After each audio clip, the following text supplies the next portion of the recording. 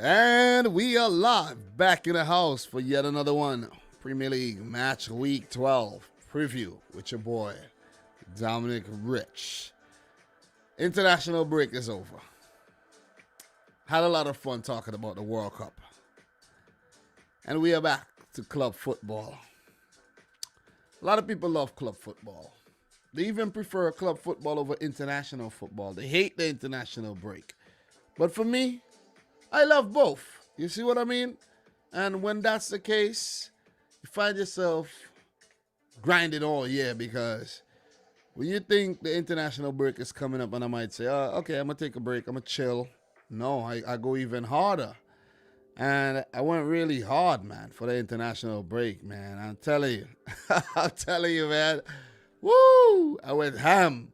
And with that, I really pushed myself to the limit, man. I've been tired over the last week or so, but, recovering, definitely recovering.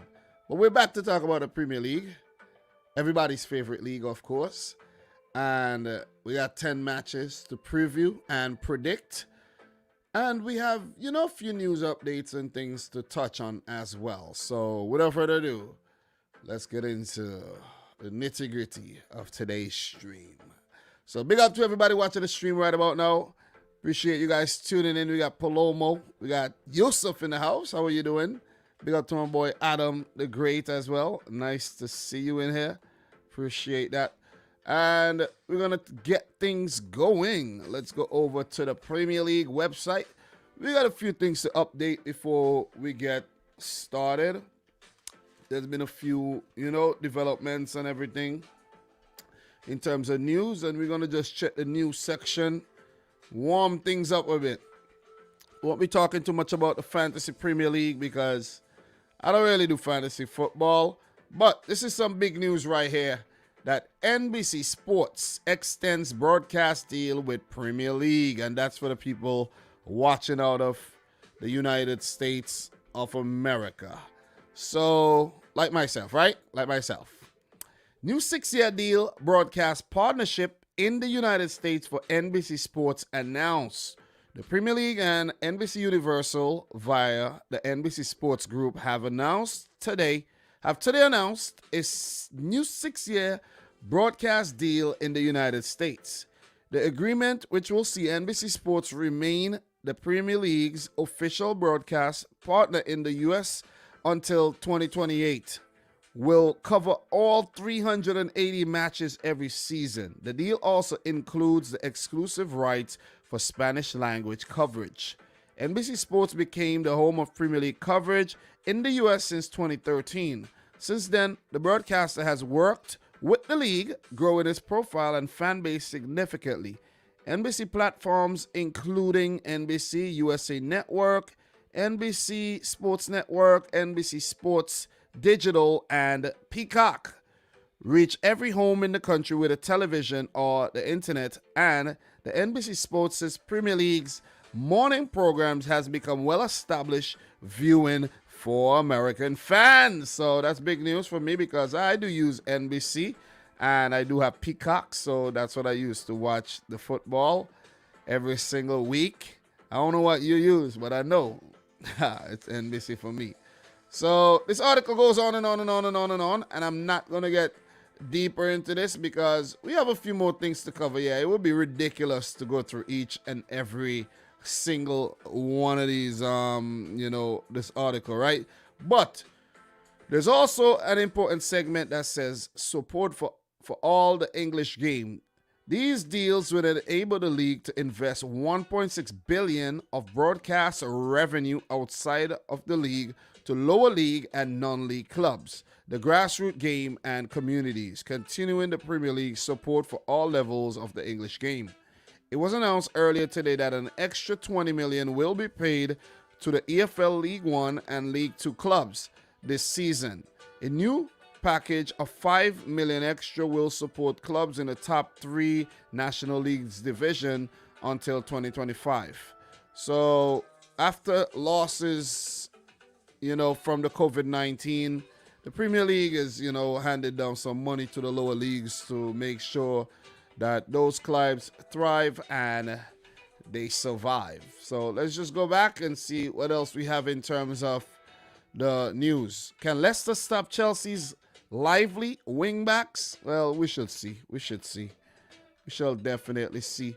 There's also been some more news, and we just talked about Premier League announces new funding for EFL and National Leagues, and there's also some news on who won Player of the Month, Manager of the Month, Goal of the Month, and all that good stuff. So we're going to scroll all the way down till we get to that point, and we'll touch on that a bit more.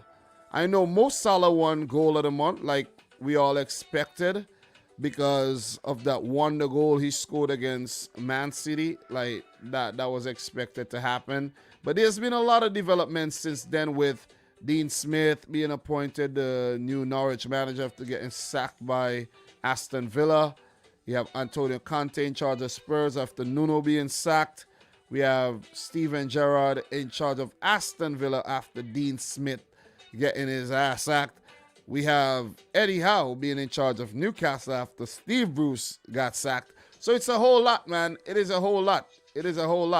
So there's been a lot of updates over the international break, but we are to the point where we have the Player of the Month and all that. So we have Premier League 2 here. Mark Candy named October's Premier League 2 Player of the Month.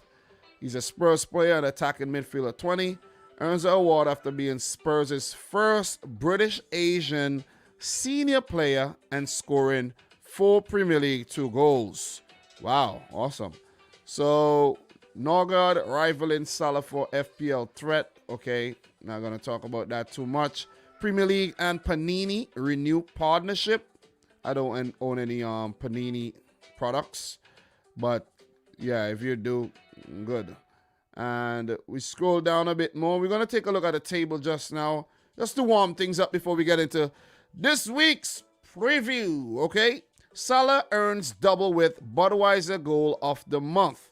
Liverpool winger adds the EA Sports Player of the Month with Goal Award for solo effort versus Manchester City. So congratulations to Mo Salah on winning Goal of the Month and winning Player of the Month. Like we all expected him to do. He had an amazing October. You could call it Salah's October Fest. Manager of the Month was given to Chelsea's Thomas Tuchel. Maybe someone else should have gotten it, but Tuchel gets it. The Trivago guy gets it. So that's the update and the awards, and I don't mean to go deeper into, reading these articles, etc., etc. We take a look at the results from week 11 just to refresh you guys on what happened, because, we had an international break and we just need to get back up to speed with everything, you know what I'm saying? So, Arsenal 1, Watford 0, Everton 0, Spurs 0, Leeds 1, Leicester 1, the big one, West Ham 3, Liverpool 2. Are the Liverpool fans still rattled about this loss? I know you were rattled. Don't lie. You were rattled. I know you. I know you. I know you were rattled, but it's okay, man. Wake up. Life goes on. United 0, Man City 0. Yeah, practice match. Brentford 1, Norwich 2. Norwich won their first game, but still ended up sacking manager Daniel Farke and have now appointed Dean Smith.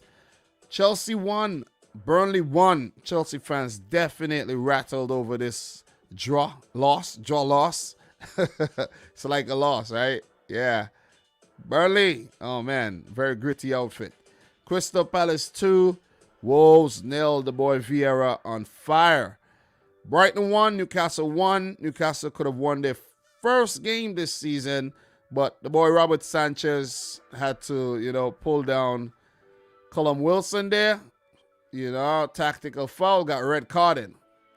Brighton might have to pay the price for that in the next game, but let's see. And, I think that's pretty much it, right? Yeah, that's pretty much it. Southampton 1, Aston Villa 1 was the Friday match. And, good stuff by Southampton. One of the most informed teams in the league right now. I almost went further back, I was like, whoa, what's going on here? But I didn't realize they went from, the latest game to the earlier game. So that's the update on the last games. Let's take a look at the table. Let's see how it reflected on the table. And we have Chelsea still on top of the table, 3 points ahead of the rest.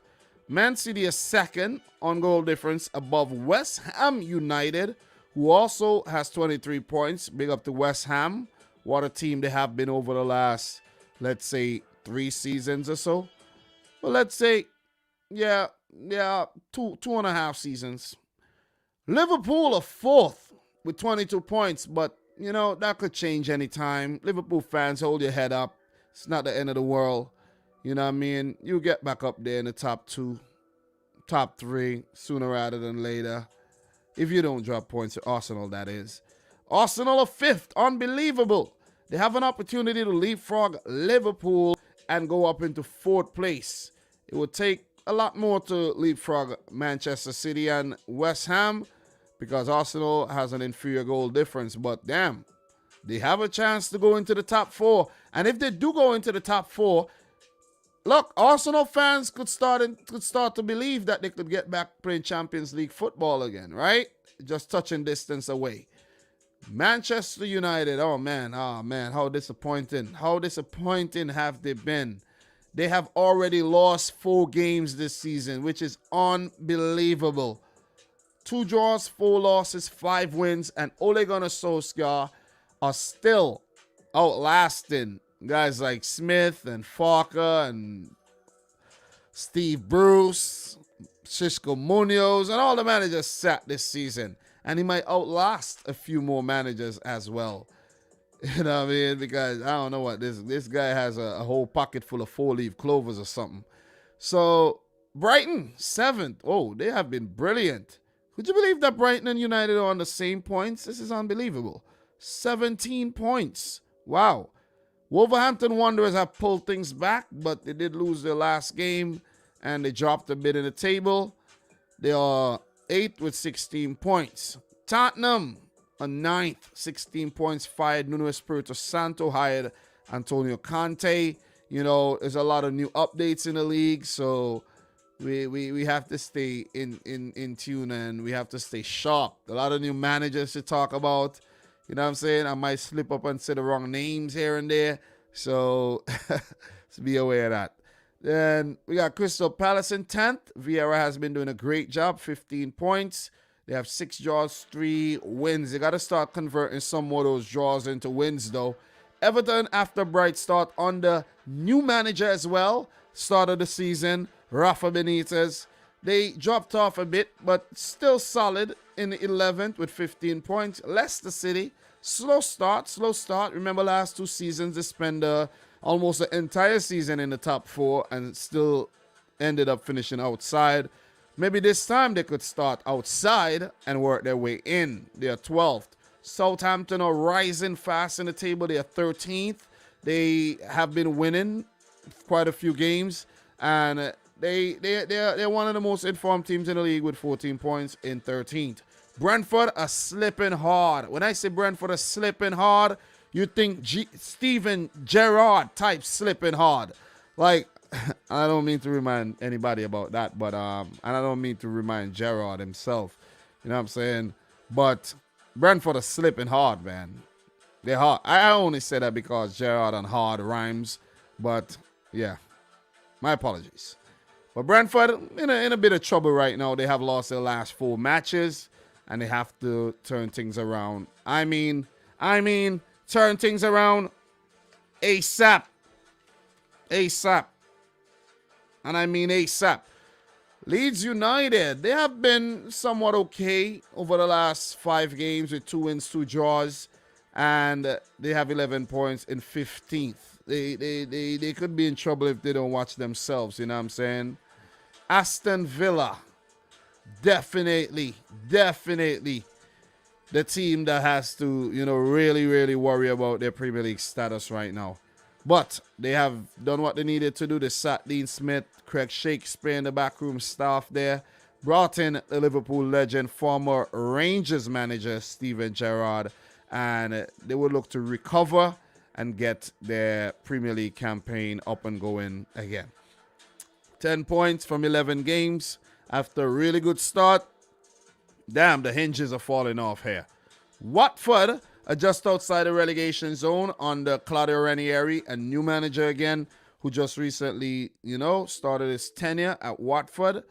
They have 10 points just outside the relegation zone. The teams in the relegation zone are Burnley, who has 1 win, 3 draws in their last 5. They're rising fast. And, Sondheim, he might get them out of the situation again. 19th, Newcastle, the only team yet to pick up a win this season, but they do have 5 draws. They got to start winning. They're on the new manager as well in Eddie Howe. Then we have Norwich at the bottom of the table, 5 points as well. Look, Watford, Aston Villa, Leeds, Brentford, they're catchable. Hold your heads up, Norwich fans. You have a new manager in charge in Dean Smith. Don't know if he's going to continue your win streak there, but might just go back into that Aston Villa slump. It's a weird appointment, but it is what it is. Dean Smith, he's a lucky man. No period where he's out of a job. He goes from one team to the other. And before I do forget, Dean Smith would actually become the first manager to play the Premier League, to manage a Premier League match against the same club in consecutive games, which is absolutely nuts when you think about it, right? So, look, Southampton versus Norwich, and it was Aston Villa versus Southampton. So, Dean Smith becomes the first manager to ever do that, because you don't find situations where a manager gets sacked and hired by another team that also sacked their manager. So, that is a very, very, very weird one. And what we're about to do, we're about to get into some stats really quick. Big up to everybody in the stream right about now. Appreciate you guys joining in. You guys are the real deal. We got Robert, Michael in here, Robert Robinson, Graham Copeland. Haven't seen you in a while. Nija, boy Adnan, Bluey, MCFC, Mona Maley, Brawl Barry in the house. We got Tanya Krishna in the house. Mobility Troop in here. What else we got? Newcastle will be the richest club in the championship. LOLs, right? Sebastian in the house. Who else we got in here? If you're in here, you know what I mean? Say hi, man. Say hi. Who else? Angel, Abel in the house. Who else we got here? Haven't shouted out. But big up to everybody watching the stream right now, guys. It's nice to be back talking about the Premier League. And if you haven't yet liked the video, make sure you do so. We're going to keep the ball rolling. We're closing in on 48K subs, guys. We need about 40 more to get there. We'll hit it by the end of November, hopefully, and, we'll keep on marching on to 49, and then the big half century, where I will definitely throw a somewhat of a party, you know what I'm saying, for that one. We're going to be having who knows, maybe we'll plan an, I don't know about what I'm about to say, but, who knows, maybe we'll do a 24-hour stream. I'm just joking, man. I don't know if I'll have the time to do that.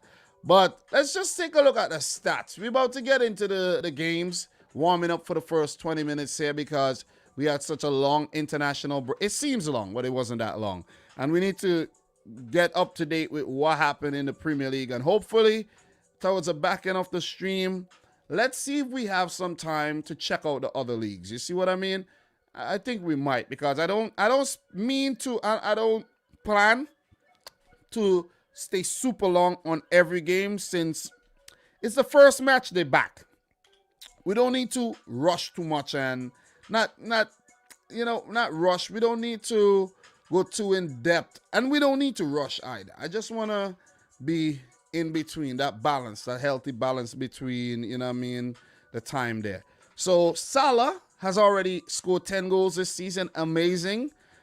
Play of the month for October. Goal of the month for October as well. Jamie Vardy is still bagging them in for fun with 7. Mikel Antonio has 6. Sadio Mane has 6. Rafinha of Leeds United has 5.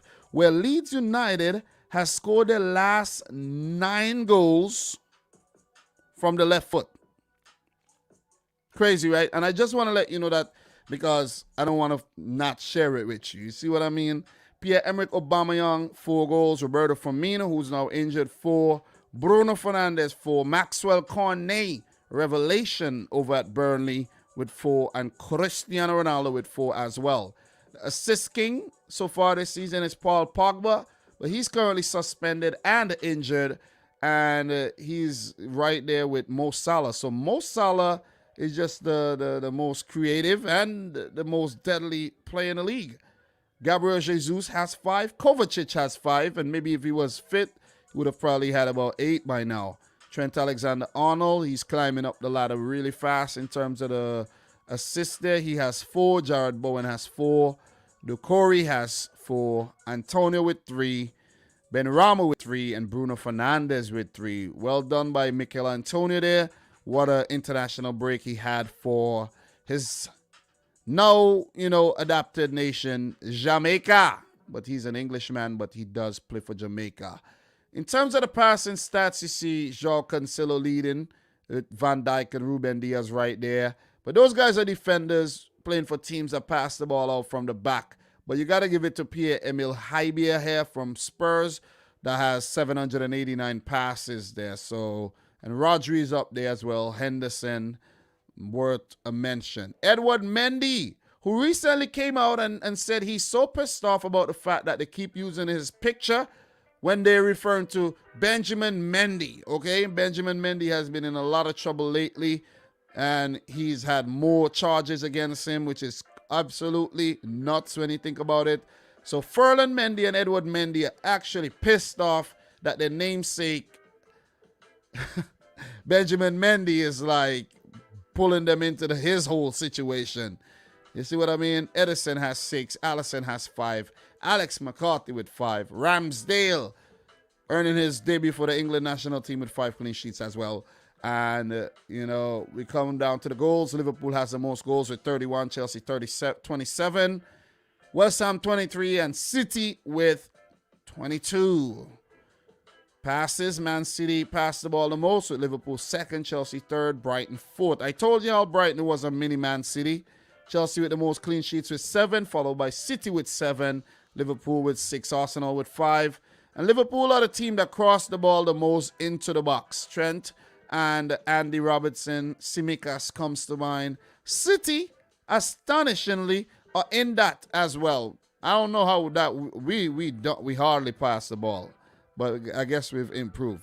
West Ham's there, and Burnley, who are expected to be at the top, is also there. And that's it for the stats. There's more, but we're not going to get into that. And what we're going to be doing right about now, we're going to start talking about the matches that's coming up this weekend. But before we do, we get back into, shouting out everybody in the stream right about now. Sebastian, Jordan Hyman, and, big up to the boy Mike again, man. Big up to the boy Mike.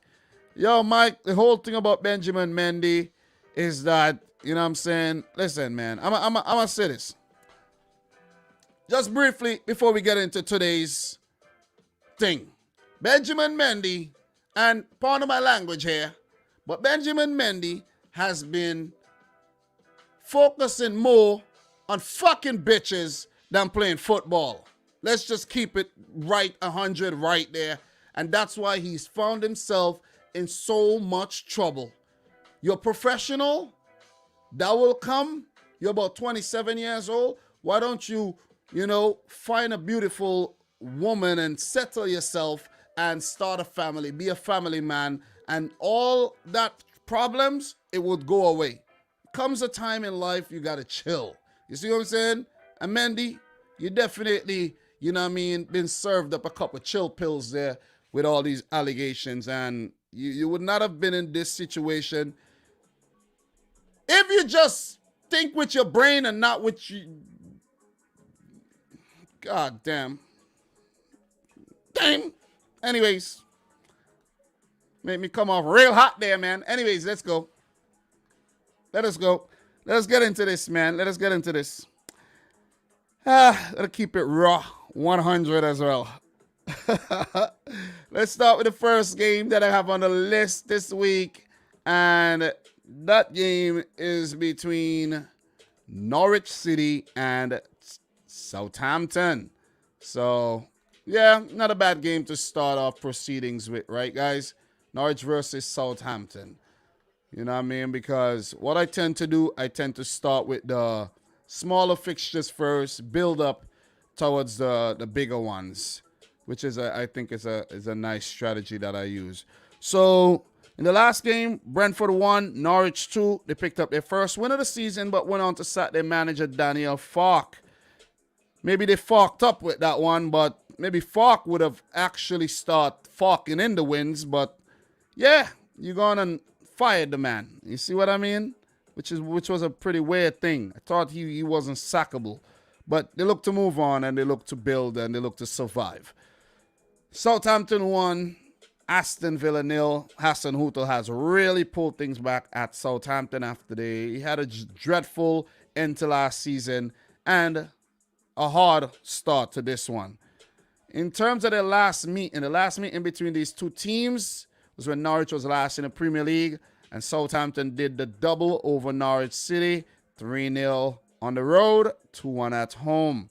The last 3 games, they also met in the FA Cup back in 2017. They won a 0-0, and also that was actually a replay, and the first match ended in a 2-2 draw. Norwich do have 2 wins and 3 draws against Southampton in the last 10. But Southampton, has been the more dominant of the 2 teams in terms of their all-time Premier League results. 16 matches, 7 wins for the Saints, 5 wins for the Canaries, 4 games ending in a draw. Look, Dean Smith will play Southampton again. Last game, he lost, you know what I'm saying, with Aston Villa. Is he going to lose this one again? You see what I mean? Is he going to suffer back-to-back losses against Hasenhüttl? The boy Hasenhüttl is probably saying, yo, Dean, bring it on, baby. Bring it on. You see what I'm saying? So, record versus Hasenhüttl is a horrible one. 5 games, 4 L's, and a single win. Hasenhüttl's record against Norwich is spotless, with two games, 2 wins. Dean Smith against Southampton, 7 matches, 2 wins, 5 losses. So odds are stacked up against Dean Smith and Norwich City here, but could they continue their, with the after build on that win? So as I mentioned earlier, Daniel Farke was sacked after Norwich's first win, and former Villa man Dean Smith, who was also sacked by Villa last week, appointed as Farke's replacement. In terms of injuries, Sam Byram, Chris Zimmerman, Billy Gilmore all remain doubts. Ozan Kabak, Grant Hanley as well, also on the injury list and may not feature. But some of these guys could recover in time for the game. So are we going to see Todd Cantwell anytime soon? Maybe not. Don't know what's going on with him. Maybe some personal reasons. Sometimes when you see a player isn't injured and he's out, he's going through some personal things, you know what I'm saying? Maybe he has mental health issues. Maybe he got girl problems. You never know, man. You see what I mean? You never ever know. You could probably talk to John Stones about this type of stuff, or Josip Ilicic or somebody about this type of stuff. But don't talk to me about that because, you know what I'm saying? Listen, I got 99 problems. Girls ain't one. Anyways, we're going to keep it moving. Southampton squad right now is relatively fit. So in terms of injuries, they don't have many to worry about. Sam McQueen remains sidelined, and, as Ralph Hasenhüttl say, he might never play football again. But let's see. So, look, just to touch on some insights, guys.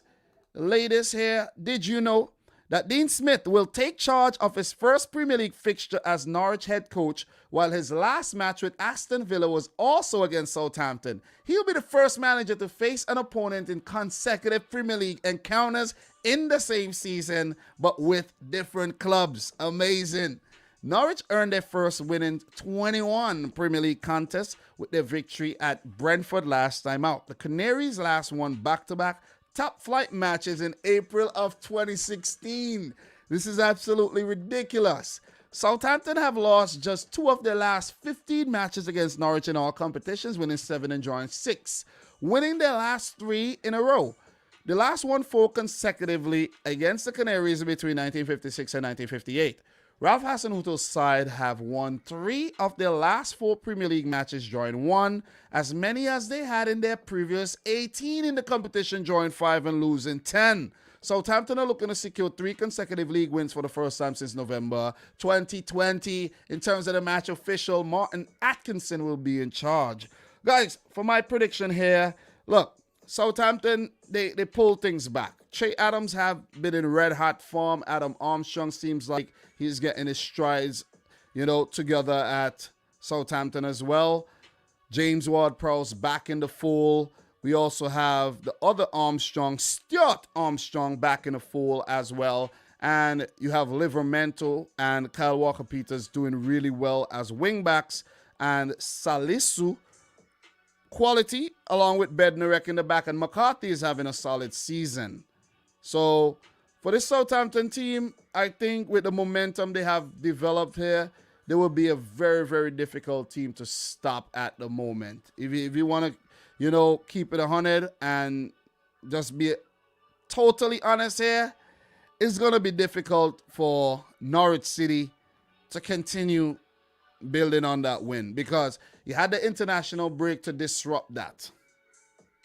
And you have a change of manager, a manager who didn't do so well at his last club this season. So the doubts would still be there. I know he'll feel like, okay, this is a different team. I got different players, but they're not better players per se. You see what I'm saying? So the same problems may still exist, or even worse.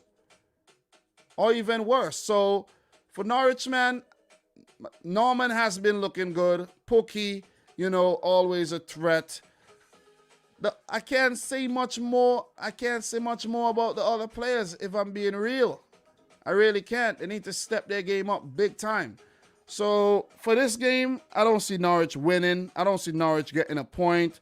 I'm going for Southampton to win the game 2-1. Norwich would bag a goal, but that's pretty much it. That is pretty much it. 2-1 to Southampton for this match. And Norwich's woes would continue and Southampton would continue rising in the table. Guys, let me know your predictions in the chat. We'll definitely appreciate that. What we got here in terms of prediction, man? Big up to Adam who says Norwich 0, Southampton 2. Easy game, easy clean sheet. Their goalkeeper will have a picnic at goal. Big up to the boy Ankit in the house, man. Ankit says big up Dominic and everyone in the chat. Amazing that Dean Smith did, Yeah, man. Angel, Norwich are going to the championship. Dean Smith. Yeah, I know, right? So who else we got in here, man? Big up to Karumi in the house. What we got here? Lengon Sweet in the house. How are you? Alfin in the house. Guys, make sure you're smashing the thumbs up button for the stream. What else we got here? Yeah, Mike. Got to keep it 100, man. BB, Kibby, thank you very much. It says, been watching from Canada. Great content. Thank you very much. Everybody in here, man. Appreciate you guys tuning in. Leng says, Southampton 2, Norwich 0. So, what did Mike predict? All right, difficult one to call. Before with Farker, you could guarantee a loss, but you know that Norwich side is going to come. Dean Smith will get revenge. 2-1. Pookie with 2 goals. Finland, right? I know, right? I know. I don't know about that, Mike. But we'll see, though. We'll see. And with that being said, guys, we're going to keep it moving, right? We're going to keep it moving. We're going to run through these matches today. No time to linger. So the next game we got to talk about, Burnley versus Crystal Palace. Ooh, the most exciting game this week, right? I know, but Palace have been playing some good football still, though. So, look, let's get into this one. Burnley, Crystal Palace. Last time around, Burnley did bag a point off Chelsea at Stamford Bridge. So, pretty good stuff, man. Pretty good stuff, if you ask me. I know the Chelsea fans are rattled, bro. Ankit, I know you're rattled. I know. Jove O'Hara, I know you guys are rattled. You couldn't believe it. You're like, oh, man, we're dropping points here. Could drop, yeah, I don't know, and you might drop points this weekend again. I don't know, man. But Burnley, could they continue their form, man? They've been playing some good football lately. Ain't gonna lie, they haven't looked bad, and that's testament to Maxwell Cornet for sure. He's looked really, really good. So for Crystal Palace, they picked up a 2-0 win over Wolverhampton Wanderers. They haven't been winning a lot of games. That was only their third win, but you know they're looking very, very promising, I have to say, under Patrick Vieira, who has been a very, very positive thinking manager. So in terms of the last meeting here, last meeting between Burnley and Palace, Burnley won the game 3-1. Burnley did the double over Crystal Palace last season with a 1-0 win at home. And the previous game, they won as well. So they have won their last 3 matches, but their previous 4 were all losses against Crystal Palace. But before then, they won 3 on the trot. So in terms of the last 10, Burnley has 6 wins, Palace has 4. All-time Premier League results here. As you guys could see, 12 total matches, 6 wins for Burnley, 5 for Palace, and 1 draw. So it's very unlikely that this game will end in a draw, but who knows, man? It might just be that time again. Sean Dyche versus Patrick Vieira. This will be the first time these managers are meeting each other, and this will be the first time Vieira is managing a game against Burnley. But for Sean Dyche, previously managed 15 games against Crystal Palace with 7 wins, 7 losses, and a draw here.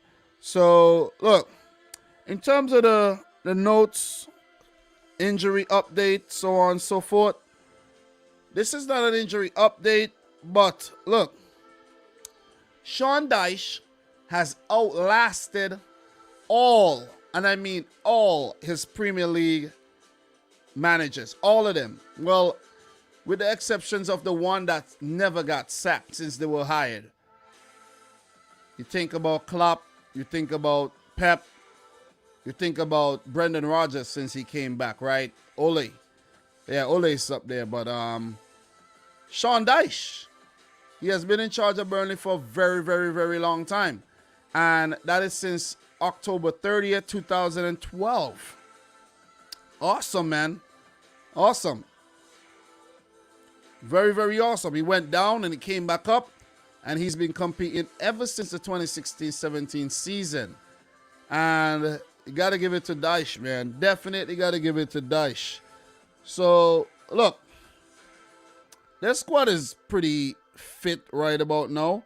I don't think they have many injury problems to deal with. And, yeah, they will look to continue to pick up these very, very, very valuable points here.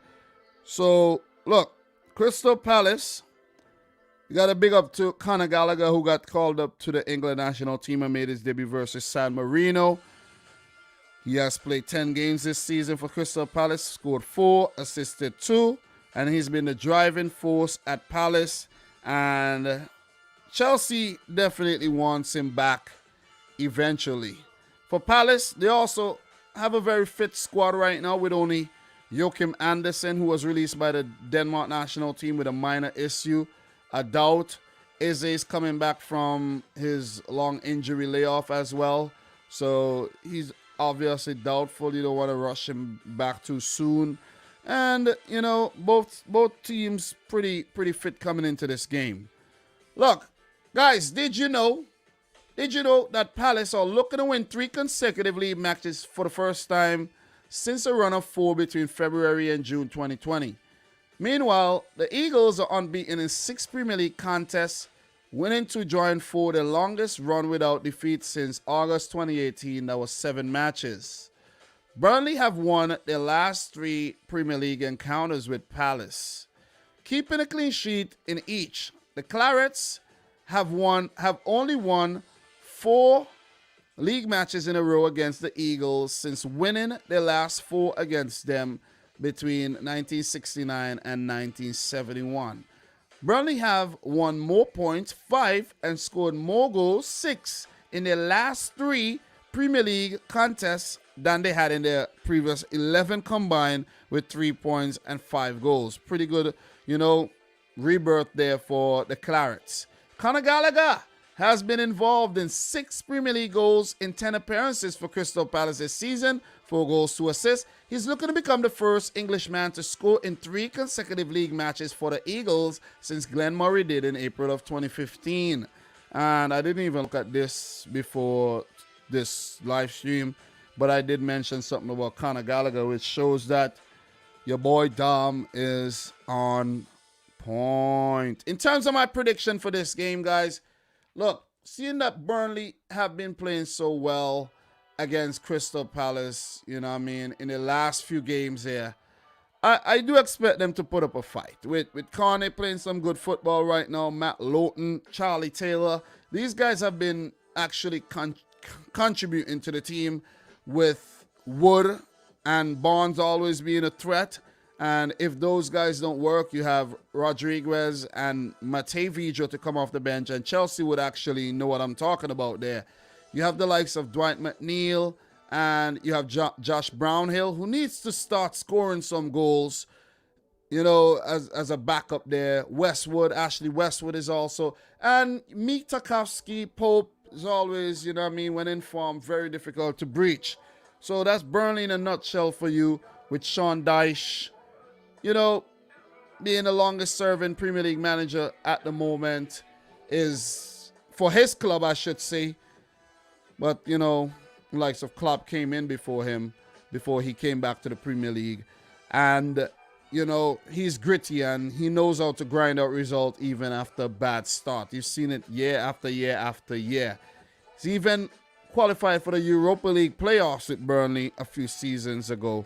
They don't want to be there right now because that would definitely serve as a distraction to preserve their Premier League status. But overall, I think they've been playing some more attractive football. I never thought that I'd say this, but they have, man. They're not just punting it up the field, hoping that it lands on somebody's head, gets a flick on and put it past the keeper. They've been actually passing the ball around very well. As for Palace, man, they're playing some quality ball these days. You know, look at that result against Man City and all recently. So, look, it's very hard to predict a loss for Palace now, seeing that the form they're in and how positive Vieira has been. Zaha playing well. Hudson Edward, their new man, playing well. Conor Gallagher and Benteke always will remain a threat up top. The likes of Guehi and Anderson, that partnership could be broken up this weekend if Anderson ain't fit enough to start. But, you know, Tyreek Mitchell, you know, he has been playing some really good football. And this could actually be his breakout season at Crystal Palace. Guaita, we know, very much a short in goal. And this Crystal Palace team will be very, very difficult to break down as well, with the likes of Kouyaté in the midfield. So for this one, though, I'm going to go for a 1-1 draw. I know, very hard to, you know what I mean, separate these teams here right now. Burnley will be at home. I know they haven't been great at home, but they've been pulling things back. So 1-1 draw for me, and that's my prediction for that game. In terms of the next games here, Burnley, I actually forgot to share the next games from Norwich, Southampton. I'll do that just now. But for Burnley, their next match will be against Tottenham. Then they play Wolves, Newcastle. Easy games, right? For Burnley, easy. No game is easy in the Premier League. Crystal Palace, currently 10th. And their next match will be against Aston Villa, Leeds, Man United on the road. Best time to play them. Then Everton. So they got five winnable games coming up, if you ask me. Win probability pretty high there. So just to go back, in terms of Norwich, Norwich's next game is against Wolves. Then they have Newcastle and Tottenham. And for Southampton, their next game will be against Liverpool. Then they have Leicester, Brighton, Arsenal. So some tough games coming up for Hassan Hutel and Southampton there. So guys, that's it for my prediction. Burnley 1, Crystal Palace 1. And let me know yours in the chat. We'll definitely appreciate that. So what are you guys saying in terms of the prediction right about now? All right. Talk to me, guys. Talk to me. Adam, Burnley 1, Palace 1. All right. Ooh, I think they will cancel each other out. Burnley are on form and Palace are 2. Draw written all over it for me. So, yeah. What else we got here? Mike, 1-1. Sean Dyche is a definition of Brexit football, but sometimes it works like against Chelsea. Big up to the boy, Doug. How are you doing, Doug? 2-0 to Palace. Yeah, that's a possibility. They've been playing some good football as well. But Burnley, I don't think there'll be pushovers in this game, though.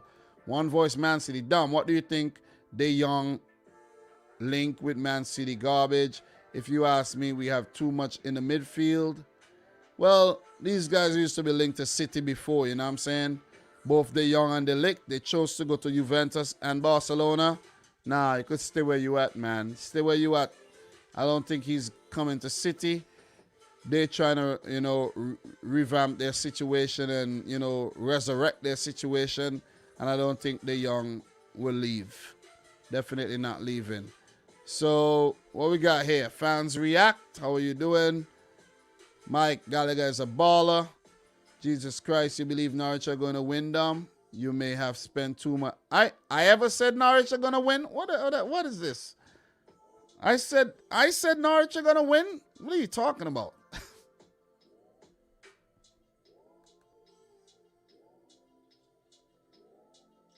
When did I say Norwich are going to win the game? When did I say that? 2-1 win for Southampton. God dang.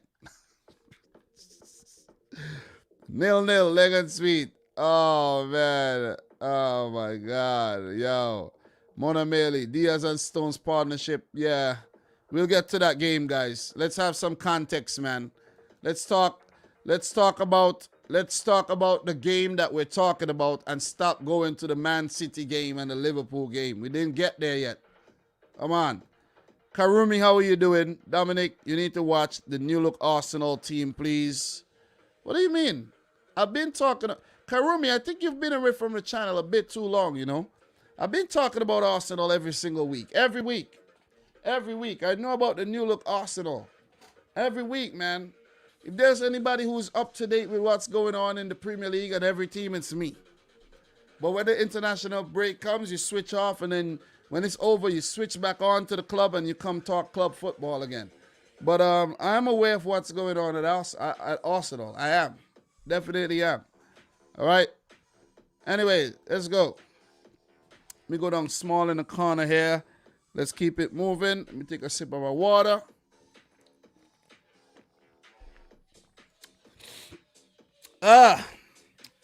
Definitely been a rough week, man. I'm telling you.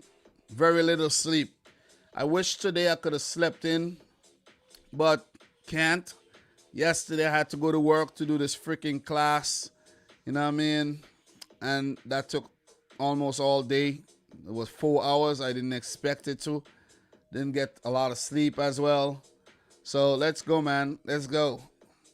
Hopefully after we done this live stream, I could get a 2-hour nap. Hopefully. Before I got to drop my wife to work. Because when I have my boy Liam, can't sleep, man. Can't sleep. Because there's always stuff to do. We're going to move on to the next game. That game is between Aston Villa and Brighton and Hove Albion. So let's talk Aston Villa versus Brighton. New Premier League rivalry here in terms of both the teams and the managers.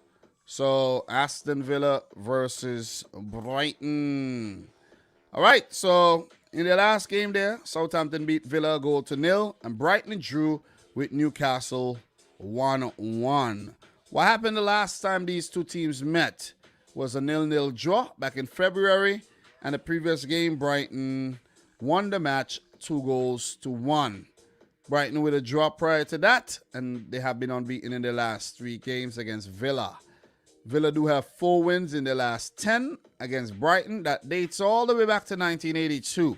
But if we talk since, Brighton, we got back in the Premier League and these teams met each other, Aston Villa has only 1 victory against Brighton in the league, and that's a 2-1 win back in October of 2019.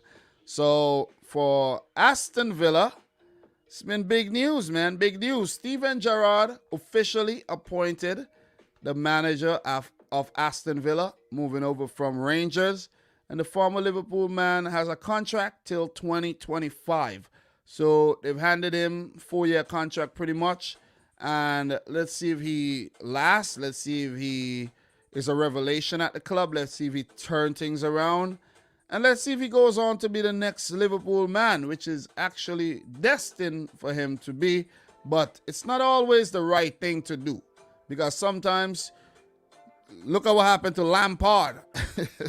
You see what I'm saying? You know, so might as well just chill, and when it's the right time for the Liverpool job, you go over and you take that job. But don't rush into the job prematurely, because you might end up and embarrass yourself, and you know what I'm saying? Liverpool might slip out of those Champions League places. Yeah, stop using the word slip down. Stop it. So Steven Gerrard versus Graham Potter for the first time, but Potter has 8 games against Aston Villa, winning 2, drawing 2, and losing 4. All-time Premier League results between Villa and Brighton: 1 win up east and 2 draws. So not bad at all. Definitely not bad. And in terms of notes, injuries, Aston Villa, they sacked Dean Smith and appointed former Rangers boss Steven Gerrard, and this would be his first game in charge. So all the best to Stevie G. Danny Ings and Ezri Konsa could return to the 11, while in terms of injuries, Trezeguet and Bertrand Traore would be out. Trezeguet has been out for a while. Bertrand Traore couldn't help Burkina Faso beat Algeria. So for Brighton and Hove Albion, goalkeeper Robert Sanchez will be suspended for this game, which means that Jason Steele, who has 8 appearances, all coming in the cup matches, would deputize. Enoch Mwepu ruled out. He couldn't help Zambia as well beat Tunisia. Welbeck is a doubt, and Steven Alzate, a Colombian international, is also out, most likely. Guys, did you know Steven Gerrard will be the 13th different permanent manager to take charge of Aston Villa in the Premier League? Only 2 of the previous 12 have won their first such match for the club, drawing 6, losing 4. With John Gregory beating Liverpool in February of 1998 and Gerard Houllier defeating Wolverhampton Wanderers in September 2010. 7 of the 8 Premier League goals scored in the meetings between these two clubs have been netted by Englishmen, 87.5%, the highest percentage of English scorers in any current Premier League fixture to have seen at least 5 goals in the competition. The exception was a goal from Belgian Leandro Trossard in January of 2020, and Trossard would actually be a player to keep your eye on in this game. Brighton are one of only 3 teams still unbeaten away from home in the Premier League this term, with 2 wins and 3 draws, along with Chelsea and West Ham United. Brighton's Leandro Trossard is looking to score in 3 consecutive Premier League matches for the first time. The Belgian has already netted as many away goals this season, 2 as he did in his first 2 Premier League campaigns combined. And if you're looking for a decent, more than decent, a quality attacker in the January transfer window or in the summer to give your squad a bit of depth, Leandro Trossard is always a man you could depend on. So, yeah, he's also a player that, yeah, you know, we talk Rafinha, we talk guys like Pedro Neto. Yeah, you could put Trossard on the list there. Quality player. So, look, man, prediction. Are Villa going to stop the bleeding? Is Steven Gerrard the man to save Aston Villa from going down this season? It actually looked like it might be set up for them to go back down, you know, because Steven Gerrard coming over from Rangers, you know, might be a little premature for him in the Premier League. He might struggle. They might not sack him. He go down to the Championship and look to come back up. You see what I'm saying? That might be a possibility, if you get what I mean. But there's also a situation where Gerrard might actually be the man. He'll come in, start picking up wins, draws, and say Villa end up getting 48 points at the end of the season. And who knows, next summer, you get a nice purse, bring in some players, bring in a few guys from Rangers, and maybe take Villa to the Europa Conference League. You never know. But it's going to be a tough one, man. It's going to be a tough task. Danny Ings coming back in the team will definitely be some help. Look, Ollie Watkins have not been as prolific as he was in the last couple seasons. And the defense have just been in shambles under Dean Smith, man. 5 losses in a row. That is hard to take, man. Think about the keeper. Think about Emi Martinez, how good he has been, and the fact that they haven't won any of the last 5 games. You know what I mean? Guys need to step up big time, man. They got to step up. Leon Bailey, you got to step up. Emi Buendia, you got to step up. Ollie Watkins, you got to step up. John McGinn, these guys got to step up, man. I know the manager always takes the blame and gets sacked. Players got to start taking accountability for their poor showing on the field. And you got to blame them, man. The defenders, they have sucked Tyrone Mings. You got to stop making these dumb mistakes. You see what I'm saying? And just not been good. Matt Cash and Target have been playing basically, I think, in my opinion, that left and right wing back positions not really been suiting these guys. 4 at the back has been working. Let's see if Gerrard go back to 4 or if he goes with 3 at the back. Who knows? Who knows if he'll go more compact than that. But look, it's going to be a difficult one. Definitely a difficult one for Aston Villa because you're coming up against a Brighton team here who has been flying high all season. You know, like to say, seagulls could fly in any weather. And whether they're going to beat Aston Villa and continue their losing run is left to be seen. But what I know is that this team is going to be very, very difficult to beat. Very hard. They've been so good that they managed to keep Neil Maupay on the bench. And we know he could be a nuisance. And he's been on the bench. So you got to give it to Trossard for what he's been doing, man. You know what I mean? And guys like Yves Bissouma, Enoch Mwepu comes to mind. But, you know, he's been dealing with some injury problems lately.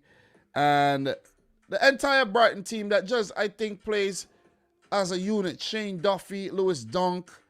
But the problem in this game would actually be the goalkeeper. With Sanchez out, it will affect their style of play. They would have passed the ball out from the back and everything. Distribution. Let's see if Jason Steele can step in and do the job. Look, special mention, Tariq Lamptey, man.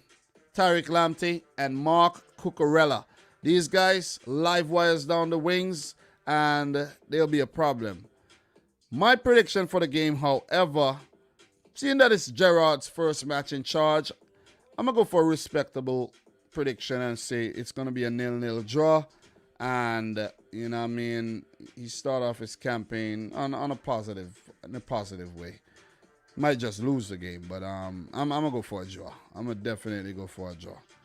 So, what are your thoughts, guys? Let me know in the chat. Do appreciate that. So, in terms of the next game here, for Brighton, they will take on Leeds United, then West Ham, Southampton, Tottenham, Wolves. Good set of fixtures coming up for them. As for Villa, the next game, Crystal Palace. Then they have Man City, Leicester, Liverpool. It's going to be very, very tough. Very tough. Gerrard's first 5 games in charge of Aston Villa is going to be very, very difficult. Where, who knows, they might go on to lose all these games. All. But maybe not. Maybe Steven Gerrard will get something against his old team, Liverpool, right? Maybe. Maybe. Just maybe. Liverpool fans will be like, shut up, damn. That ain't happening. So, big up to Chase Athletics in the house. How are you doing? Soul Percy, top Brighton, definitely top 10. They have great recruitment department on a budget. Ivan, how are you doing? Steven Gerrard, he'll pass the ball 40 yards. Karumi, Gerrard is different from Lampard. Gerrard's personality is aggressive. You will see that in his team. Great, great, great, great. Graham Potter is a proper coach. Tell me about it. 2-2 draw for Lennon Sweet. What we got here in terms of the predictions? And Karumi said he's troubling me. Okay. I see you teasing. All right. All right. So, one voice, 8 Foden and Grealish out too. Well, guys, I didn't actually read anything on those players being out for the game, but maybe. But I didn't run into anything on them being out for the game, though. So I see you guys coming in with the Man City information there, but didn't see anything on that. Didn't watch the press conference or anything, but Foden, you know, he was playing for England, so was Grealish, so, you know what I mean, I ain't see nothing about that, man, so, yeah. Just looking at some training pictures right now to see if I saw those guys in training. You know, I'm pretty sure those guys are okay, man. Pretty sure. I don't see anything on that. If anyone have more insight on that, let me know. KDB out with coronavirus. These are late developments. These got to be late developments because I didn't actually run into any of these stuff on my research. You know what I'm saying? Where you guys getting these things from? You know what I'm saying? Where? This has to be a fresh news. So, okay. Yeah, this is an hour ago. Yeah, that's why. An hour ago. You guys are coming in with some fresh news, though. 1 hour ago, we have, what? Jesus, De Bruyne. Grealish and Kevin De Bruyne out. Kevin De Bruyne with COVID.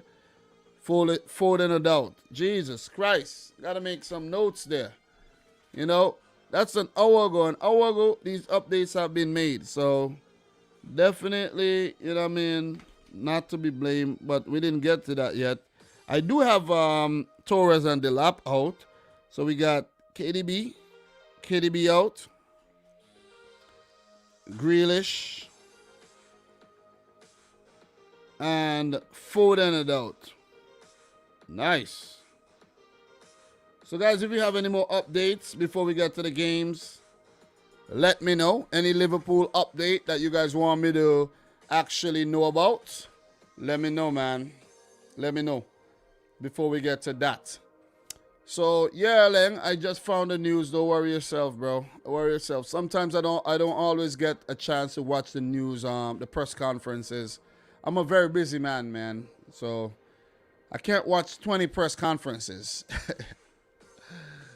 Think about it. And I don't just come into the streams without preparing. I don't just come in and click live and talk. Never do it. See what I'm saying? I never do it anymore. Maybe I used to do it before, but I don't do it anymore. I come in prepared. A lot of notes. A lot of water too.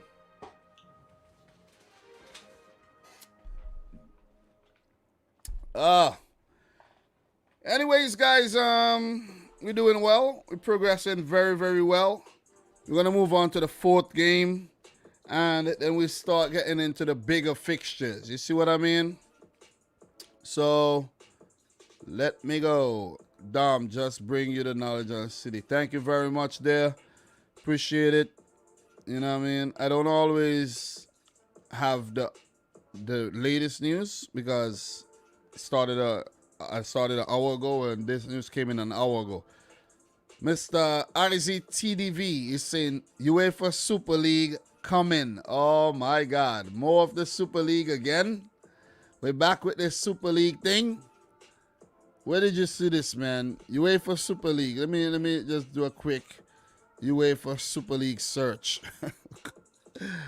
Oh my God. 17 hours. Super League. Nah, I ain't got nothing on it.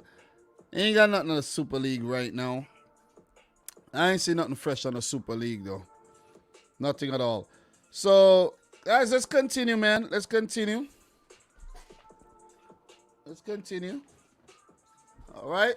So, big up to you, Big Daddy of Spokane. You know what I mean? Remember, we're doing a Premier League prediction video. Stop asking me about the World Cup, please, and thanks. Jordan Brown, how are you doing? And please wait until we get to the Man City section to talk Man City, please, in terms of questions. Only if you have updates you feel you could share them with me, but let's not get into the Man City talk before we get to Man City. Let's have some order in here, man. If I talk about City now and I have to talk about the next game here between Newcastle and Brentford, that's taken away from Newcastle and Brentford, and we're not doing that. You see what I'm saying? We're not doing that. It's not fair to the other clubs. So we're not doing that. We're not just going to make this about Liverpool and Man City and Chelsea and United. There's a league. It's a whole league. You see what I mean? And I'm going to give every team the attention they deserve. So we've already been live for an hour and 5 minutes, and we're almost halfway through in terms of the matches. And let's talk about this one. It's not a game that we're going to spend forever on. It's the first Premier League meeting between the two teams. But in terms of the all-time results, they have met 4 different times with 3 wins for Newcastle, 1 win for Brentford. In their last games, Brighton and Newcastle played to a 1-1 draw, while Brentford lost again, giving Norwich their first win this season. Brentford has been going through a slump, losing their last 4 consecutive Premier League games. Okay? So, yeah, man. Brentford going through some serious problems right now. And Thomas Frank would need to stop the bleeding and get his act together. In terms of the updates here, Newcastle appointed Eddie Howe as manager to kickstart their new era. And this would actually be his first official game in charge of the team. He had an international break to, train and just get to be acquainted with the boys and everything, and he looked to pick up a win in his first game in charge. So there's also been some news that Newcastle has a new director of football. So let me just find that article really quick so that I could share that with you and give you guys some good information, of course. So I have a whole lot of stuff to share with you, so everything is like very hard to find when I need it. But yeah. All right. So let me just find that really quick there. All right. So news coming in that from Peter O'Rourke over on Twitter that Newcastle is set to name former Chelsea technical director Michael Emenalo as their new director of football, and that news came in yesterday. So all the best to Michael Emenalo and Eddie Howe as they venture on this journey to make Newcastle the most successful club in England. From maybe the championship, who knows? They got to start winning games. Definitely got to start winning games. For Newcastle, Paul Dummett and Ryan Fraser are out injured. They're both doubts.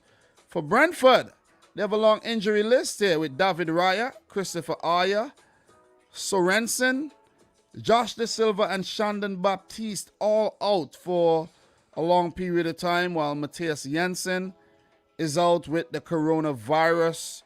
Johan Wissa is available to Thomas Frank to use off the bench or from the start once again. So good to see Wissa back.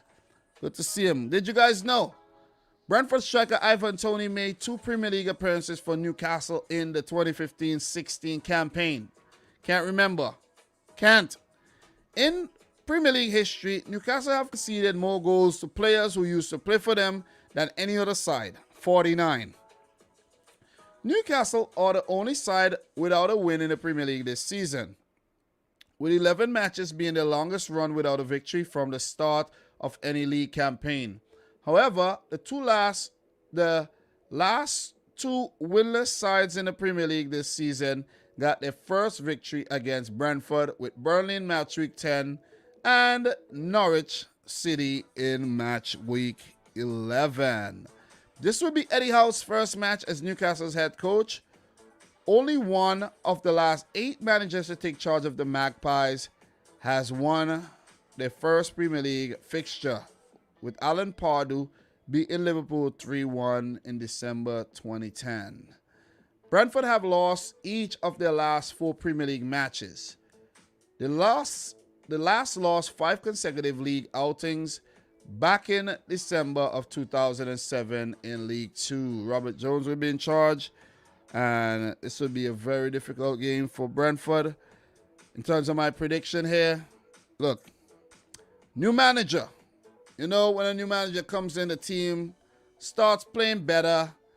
You wonder where that form went. The form was, and it doesn't happen all the time, but it does happen. But for this Newcastle team, though, they brought in a new manager. I think they need to start getting rid of some of the deadwood players in the team.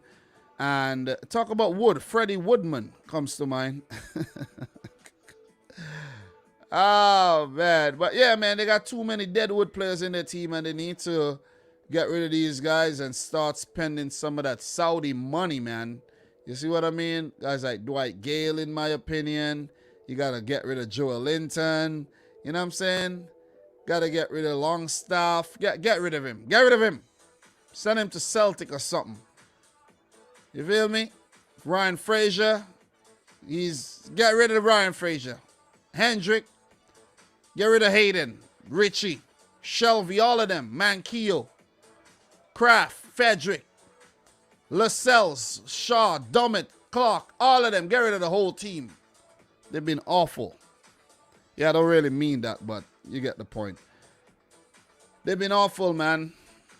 Alan St-Maximin and Callum Wilson, however, has been the brightest players in the team. And it sucks for them being on the losing end on so many games. Look, 2 teams struggling in the Premier League coming up against each other here right about now. Could Brentford bounce back? Or could Newcastle, could they build on their draw against Brighton? Guys,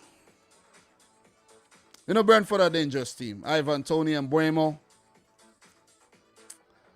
Canos. Rico Henry on the wings. These guys are dangerous. But they're really struggling with injuries at the moment. That new goalkeeper ain't it. He's not it at all. David Raya would be a big miss. Aya coming in from Celtic. He looked good along with Pontus Janssen and Ethan Pinnock at the back there, but that has been since broken up. They're missing Josh De Silva. They're missing Shandon Baptiste. Look, I don't see them winning the game. I also don't see Newcastle winning it either. If any team is to win this one, I think it'll be Newcastle. But I'm going for a 1-1 draw. Boring, I know. But I'm going for a 1-1 draw. I'm not going to stay long on this one. We have a next game. The next game to talk about coming up soon. And just so you know, it's going to be Leicester versus Chelsea. So you guys could share your prediction for Newcastle Brentford. And then we're going to move on to the first huge fixture that's coming up this weekend. So look, in terms of the next games here, Newcastle versus Brentford. Newcastle, only winless team in the league so far. The next game will be against Arsenal. Then they do have Norwich, Burnley, and Leicester. As for Brentford, look, man, they got to start winning some games. I had Brentford safe. I talked up Brentford a bit too early. They're in a lot of trouble. They're in a lot of trouble right about now. So, look, Brentford play Everton. Then they got Tottenham, Leeds. They got some games that they could, get some stuff out of. But they gotta start. They gotta start picking up these 3 points, or even a point, or a point or 3. They gotta start getting those points, man. They gotta start getting those points. So That'll be it for that game. Newcastle 1, Brentford 1 in my humble opinion. Guys, what are you saying in the chat? Talk to me. Talk to me, man. Talk to me. So, for the Chelsea-Leicester game, I'm supposed to have a guest. I don't know if the guest is still coming on. Guest, where are you? I don't know if you're still coming on, but if you don't, it's fine. Maybe you got cold feet and, you're chickening out on me here. So, Mona Meili, all right? We're not talking about this, right? You guys talking about that amongst yourselves? We're not talking about that yet. What we got here? Adam, Newcastle 1, Brentford 1. Both need to win, but they will settle on a draw. How is a top manager, especially for small clubs? He revives them. All right, let's see. Let us see. Well, who else we got in here right about now? Big up to everybody, guys. Make sure you smash the thumbs up button for the stream. We are only halfway through. We do need 3 more thumbs up to get to 50, so it'll be nice if we do get to 50 thumbs up, man. So, guys, smash the thumbs up button. Let's get to 50. Make it happen. Make it happen, okay? 3 more. Pretty sure there's 3 people in here who has not liked the video. All right? So, let's make it happen, man. Let's make it happen. So, guys, we do have a special guest to bring on, and big Chelsea fan, and also part of the community. So make sure you guys are extra nice to him. All right? Make him feel comfortable and welcome. All right. So let me make sure everything should be good there. And let me go back in this view. With me, I have Adam. Adam, could you hear me? Hello, guys. We have Adam the Great. The Great Adam from the chat. Coming all the way out from Croatia, man. Bad gang, Adam. Bad gang, man. So, hello, I'm Adam. Yes, I'm a Chelsea fan. I don't know what to say, but no pressure, Adam. No pressure. It's great to be live here with you, Dom. It's pretty good. Nice to have you live, bro, and hope to you could make more appearances in the future, bro. Let's talk. I hope to. Let's talk about what you know the most. Chelsea, that's your favorite club. That's the club you support, and yes, you guys are on top of the table right now. So congratulations on that. Thank you. Yeah, congratulations on winning the Champions League as well against my team, Man City. It was a tough match, but Chelsea deserved it. Well, I think we deserved it more, though. You know what I'm saying? We deserved the Champions League, and when we thought we were finally going to get that Champions League to shut up all the haters, you came along and you stole it. It's like a situation where you and I go to the club, Adam. You know what I mean? You and I go to the club. We go to party. We both see this girl, and we both like the girl, right? But I tell you, I say, Adam, bro, you see that nice little Croatian girl over there? I like that girl. But Adam say, oh, yeah, she's okay. She's fine. She's okay. And then when I go to the bathroom, you buy the girl a drink, and you snatch the girl away from me. You know, you speak that Croatian language, and you woo the girl off her feet, and you end up getting the girl. And I'm like, God damn, you Chelsea fan, But another thing, Adam, congrats to Croatia on qualifying for the World Cup. How do you feel about that? I feel pretty good, but we made it tough. We made it tough for no reason. If we had won against Slovakia, we would already been qualified. So, yeah, that's Croatia, man. That's how Croatia does it. If you Google search the hard way, Croatia would actually pop up in the results. You know what I'm saying? Yeah, Croatia and Sweden. Yeah, they always love to do things the hard way, though. But I predicted you guys to go into the playoffs and for you guys to make it via the playoffs, but you did a lot better. You got that own goal against Russia in the rain, and you ended up, qualifying directly. So congratulations to Croatia once again. And you must be proud for a small nation, not a big, very big population as well. You guys have been doing very, very well in world Yeah, football. yeah. A question I It's have pretty for good, you. yeah. Yeah, a question I have for you. Seeing that you guys came in second at the last World Cup, how do you think Croatia would do at the 2022 World Cup now that they have qualified? Not good. We will, Yeah. at best, we will get to quarterfinals. That's that's hope, not like realistic. It's hope. So Yeah, but realistically, I think round of 16, and that's it. what were your thoughts the last World Cup in 2018? Did you think Croatia would have gotten that far? No, But they did. like, but we did, yeah. Yeah, Croatia. So Croatia is a special team, man. I watched that team back in 1998, and Davor Suker was my favorite player during that World Cup.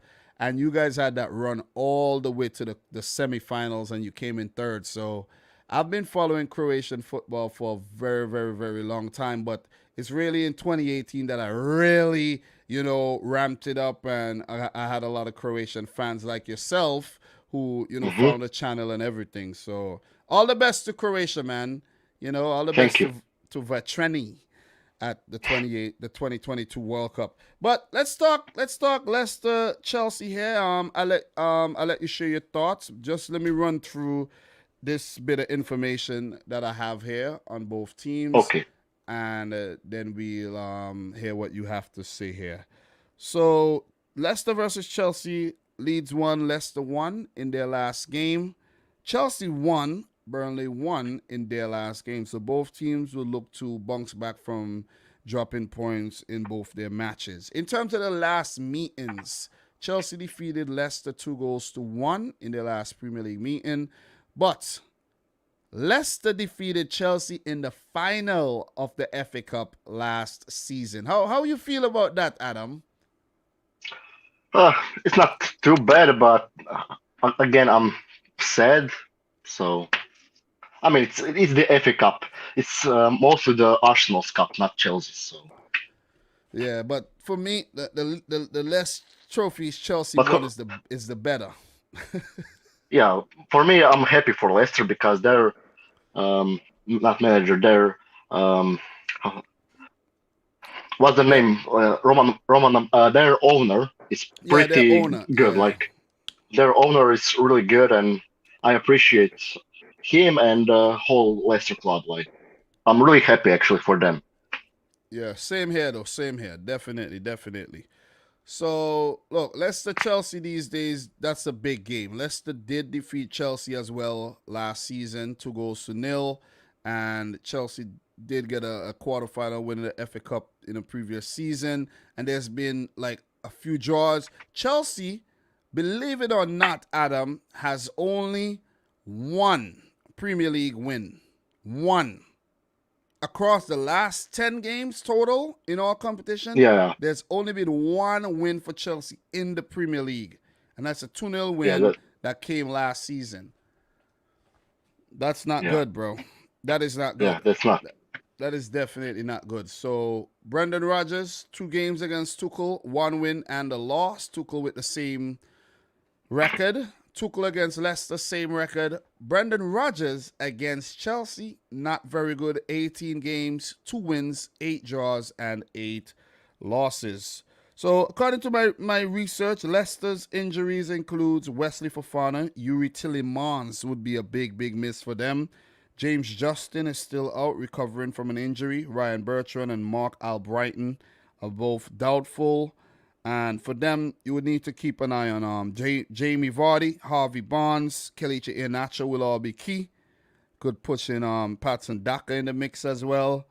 Wilfred Ndidi and Bubakari Sumare would have a big job in the midfield to do because they're light in the middle of the field right now. James Maddison as well would have to come up big in this game.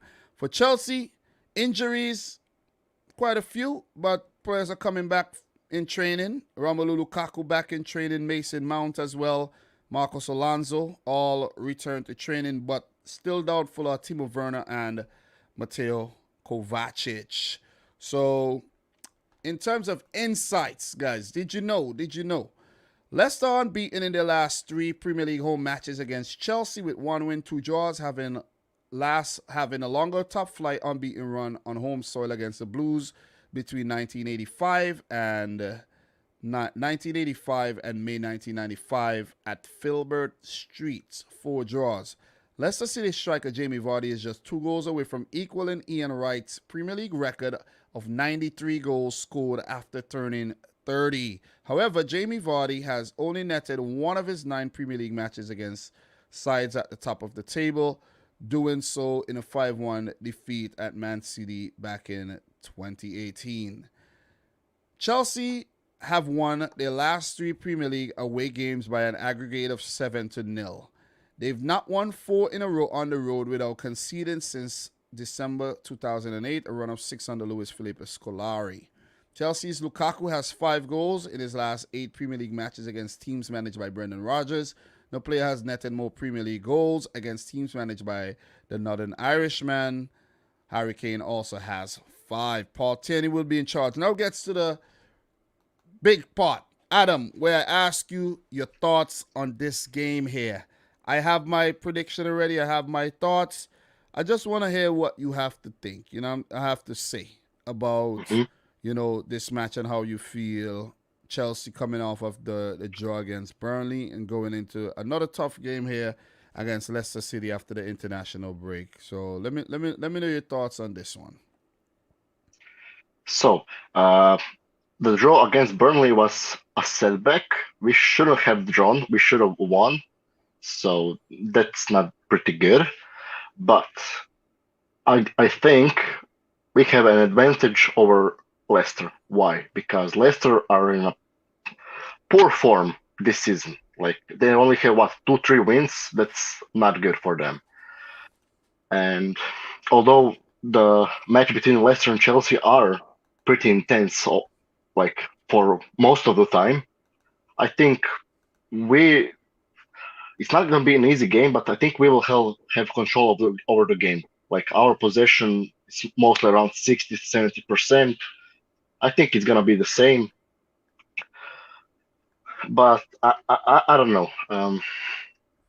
I think, like, Leicester will score, probably first, but we'll bounce back. And I think we're going to win. Not easily, but probably, second half, we will be much better and finish the game easily, let's say. So what's your score prediction for this one? 2-1 for Chelsea. I actually have the same score prediction too,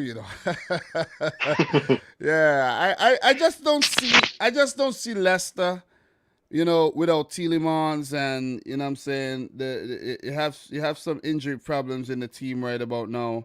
And Tielemans has been proven to be a very, very key player in that midfield there. And I think they'll struggle without him. Really think they will. Defensively, they have not been as great either. But Johnny Evans and Soyuncu have been, in better form lately. But I just don't think, in Maddison has not been on top of his game. So it's Tielemans out. Maddison wouldn't have to step up, and that creative force of Tielemans would be gone, and he's a goal threat as well. Look, I think Chelsea, is guys like Harvey Barnes going to step up. Selection might be an issue here for Brendan Rodgers, where he might not play Iheanacho, where Iheanacho has been the man. There's also Lookman. You see what I'm saying? There's Jamie Vardy will start. There's Patson Daka. There's a lot of selection. There's a lot of headache here for him in terms of who he's going to put in. And Tielemans would have walked into that team being the first man on the score sheet, but now that he's not available, I think they'll struggle though. Chelsea absolutely has to bounce back from that loss draw against Burnley. But let's say they don't. It would actually spell trouble for Chelsea in that they could relinquish that top spot and allow a West Ham, a Man City to pass True, them in true, the yeah. table. And you never want to allow, let me just put this warning out. You never want to allow Man City to pass you, because when City start building momentum, as we have learned over the last few seasons, it's very hard to stop. It's very difficult. And this is a team that could go 10 games and with 10 wins on the bounce, and that's 30 points. And during that time, Yeah, the other teams go on to drop 10 to 15 points. And that's how Man City have been winning the titles, you know what I mean, by the big margins. Because they go on yeah, these ridiculous runs, and it's because of teams slipping up. Like you see Chelsea slip up against Burnley, Leicester slip up there, and Man United have been garbage. Liverpool slip up against West Ham, and by the time you know it, if you don't continue winning games, if Chelsea don't continue winning games, they could find themselves in a similar situation. So I'm going for 2-1 to Chelsea. Let's see if Leicester could actually get something from the game and prove both of us wrong. But you know what I mean, it'll be a very very difficult game for both teams. But I think Chelsea will get the better of Leicester City. I have a I agree. question. Yeah, I have a question for you, bro. Hmm. What's Ask going away. on? What's going on with Saul Niguez? Like, He was brought on mainly for like if we get injuries in midfield, he will be that guy. So let's say we have Kante and Kovacic out, he will play. But but these guys he, have been he out. But these guys I have know, been yeah, out, and when he got his opportunity, he looks like a fish on land, basically. yeah. I think he's gonna be like if he's going to play, he's gonna play in EFL Cup, AF Cup, and maybe some easier fixtures in the league. That's it. And Because I I think we will send him back to Atletico surely. yeah, yeah. I've been hearing that they want to send him back in January too. Yeah, Yeah. That might yeah. I that might read that actually too. Yeah, that might actually be the better option. Send him back and call back Billy Gilmore. Gilmore. I Yeah, think that'll be a better option. Yeah, I am maybe. quite disappointed in Saul Niguez though. I The am too, player kind of. yeah, the player that he was at Atletico Madrid, I actually thought that he was gonna come in the Premier League and he was gonna shine. You see what I'm saying? I really thought he was Hmm. gonna shine, and I know the Chelsea fans were hyped up about him. But Saul Niguez, bro, you have been a flop. You have been a big, big flop. Just want to put it out there. As a Chelsea fan, you could attest to that and say he's been a flop. Even though he has Yeah, not played a lot of games, the opportunity that he had and the fact that the manager does not trust him, he has been a flop. yeah. He was. Big time, big time. So another player I want to talk about before we I let you go is Lukaku, man. What is going on with Lukaku, bro? You know what I'm saying? Like Lukaku has not scored in about 7 games, and then he got injured, and a few games have passed, and you guys paid over 100 million for this guy, and it seems as if he's gone cold very very fast. The hype has just died down very very fast. Is this a concern for you? And the fact that Timo Werner is also injured and he's not really been very reliable up top. Is the Lukaku goal drought, a concern for you as a Chelsea fan? Yes and no. Yes, because we have this curse, striker's curse, so that could be it. But no, because Lukaku is a top player and he can score on his day. I mean, he's always on his day, but when he gets the balls that he asks for, he can easily score 1, 2, 3 goals per game. The thing is, we don't have a creative player to to pass the ball to Lukaku because if you watch the games, Lukaku always asks for a ball when he's in the position, and our players don't do that. Like I don't know why, and that's why he isn't scoring.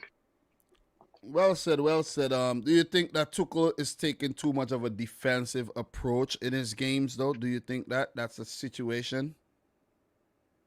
Not really, because if he had, I don't think Chilwell and Rhys James would be scoring that much. So Yeah, I good think point. Good it's. point. Uh, Anyways, I want to talk about Ziyech Mm, briefly. Ziyech is a flop. Like, I'm not sold on him. Yeah, he had some goals that helped us, like against Villarreal in a Super Cup. He did score against City in the FA Cup, mm. which we lost eventually. Um, Ziyech, I don't know. He lost his charm, and I don't know. He doesn't deserve for me. He doesn't deserve to play in the Premier League anymore. We Well, need to well, either loan him, or mm. we need to loan him, or I don't know, because he's not a good player. Well, I think maybe you could say he's not fit the Chelsea system, but I think Ziyech is a good player, but I think he might have some type of an attitude problem and his approach to the game these days because Could be. yeah, he's also been having problems with the Morocco national team as well, where him and the manager has fallen out and he's not been playing for Morocco.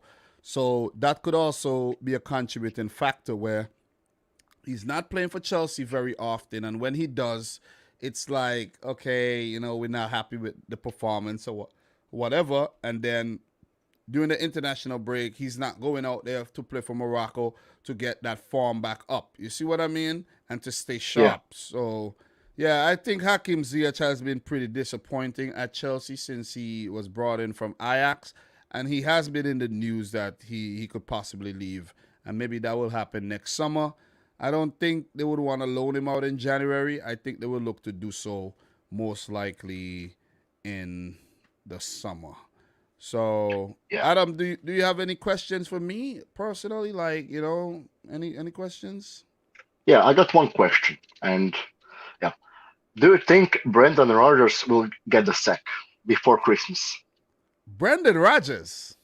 Yeah, I thought you were gonna ask if I think he'll be the manager of Manchester United before Christmas. I think nah, Brendan Rodgers could be the manager of Manchester United before Christmas. You never know. Not well, sacked. true. Not sacked. Do you think then the reason you're asking that is because Leicester's form and they're placing the Yeah, table after 11 games, and if they go on to lose to Chelsea, maybe that's what you're thinking. But I don't yeah, yeah. think so. I don't think the board they won't sack Rodgers after delivering a Community Shield, after taking them to the Europa Leagues in successive seasons, and after winning the FA Cup. I don't think so. I don't think they're that ungrateful. I don't think they're like the Chelsea owner Abramovich. You know what I'm saying? I don't think Fair they're like point. Fair point. yeah. I don't think they have that guillotine, chop your neck off type mentality. You see? Yeah, I So see. Yeah. yeah, I don't think so though. What Adam? Before you go, what are your thoughts on Manchester City? I think you could be better. Mm-hmm. Um, your midfield isn't the same midfield from a year ago. I think you can see yourself that it isn't the best, but your attack is probably better than last season. So you're scoring more goals. You sound scared, bro. Scared. I mean, I am worried that you could win again, that you could win again the title, but we'll see. Yeah, There's still a yeah, lot to go. So yeah. But Adam, bro, it was nice having you on. Hopefully, definitely, not hopefully, definitely, you'll be back again. You handled yourself. You handled yourself really, really, really well, and we will definitely talk again, man. So nice actually, talking to.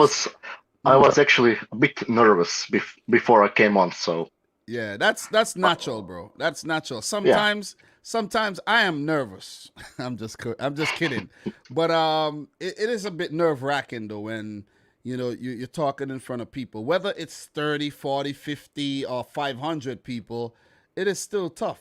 You know what I'm saying? And Yeah. you still have to hold your nerve, and you still have to just be natural and just be yourself, and that's the most important thing, man. That's the most important thing. So well done, Adam. Hopefully a few of these Thank you. other guys would hit you up and say, hey, you want to do a collab on my channel, because you handled yourself pretty well. I have to say this, bro. You actually handle yourself and have spoken better than some so-called analysts who go on channels around YouTube and don't know shit about what they're talking about. Just want to keep it real. Just want to Thank you. keep it Thank you. 100%, bro. You see what I mean? So, guys, Yeah. this is Adam the Great from our community. And as I mentioned before, we'll be doing this more often. So if there's anybody in the community watching this who thinks they could come up like Adam and talk about their team, email me or hit me up on Twitter. All the information is down in the description box. Twitter and email would be the best ways to reach me. Not Facebook, not Instagram. Hit me up on Twitter or email, and we could do this again. Adam, bro, if you're interested in coming on again, do the same. You see what I mean? Okay. Yeah. All right. So all the best to Chelsea. And Adam, bro, I hope you enjoy the rest of your day. I know you'll be in the chat, but I hope you enjoy the rest of your day, man. Thanks a lot. Do appreciate Thank that. you. Okay. All Bye. right, man. Peace out, man. Peace out. Do you have to come on camera? If you're not gonna come on camera, might as well don't even consider coming on, right? Like, well, it's a video live stream. You see what I'm saying? It's not like a audio only podcast where, you know what I mean, I would want to see who I'm talking to, and I could look you in the face and relate to what you're saying and things like that. So please come on camera if you want to come on. Anyways, so Adam is from Croatia, guys, if you don't know. So I don't think he's Arabic, but he's from Croatia. Anyways, you know who I want to come on here? This guy right here, man. This guy I want to talk to. This is the man I want to talk to. Jave O'Hara. I doubt some of you guys have the balls to come through and talk to me. You know what I'm saying? Ask me the tough questions. Doubt. So for Chelsea, the next game coming up. They do have Champions League coming up, and they do have Juventus at home. Let's see if they could beat Juventus this time. They have some tough games coming up, man. Man United, Watford, West Ham. Tough games. And then they have Zenit. They travel to Russia in December. So for Leicester City, just get this Leicester. They do have Europa League coming up. And their Europa League game will be against Legia Warsaw at home. Then they have Watford and Southampton. So that'll do it for Chelsea, Leicester. And I'm predicting a 2-1 win for Chelsea. And that's 5 games down, 5 to go, 1 hour 42 minutes. Goddamn, we're not progressing very well in terms of the time at all. But yeah. So let us see if we can actually, do a lot better. We got 6 games, but don't intend to stay super, super long on all the matches. But we're doing well. We're doing well though. We're definitely doing well. I should be done before 12 o'clock. And I could go upstairs and take a 2-hour nap before I have to drop my wife to work, because my mind is on, getting some more rest, man. I've been really, really working hard, guys. I don't know if you understand how hard I've been working, along with going to work, you know what I mean, dealing with a child and a wife as well. Let me keep that lower. But yeah, it's been, been hard, man. It's been definitely hard. So let's move on to the next game. Let's go. Let's get the fixtures. Move on to the next game. And that game will be between Tottenham and Leeds United. Where's that game right here? Tottenham versus Leeds. All right. Get the music going again. Cue up the music, Mr. DJ. Let's go. Tottenham versus Leeds United. A big clash here. And White Roses versus the Lily Whites. All right. Gather my thoughts as we go again. It was nice talking to Adam. Adam had hit me up. He wanted to come on the channel, thought about it. I said, Adam, let's do a trial run. Adam did great on the trial run. I said, Adam, bro, come through today, bro. Come through. Let's do this. After the international break, we're going to do this. And that's done, dusted, and we could do that again. You see what I mean? So, Spurs versus Leeds.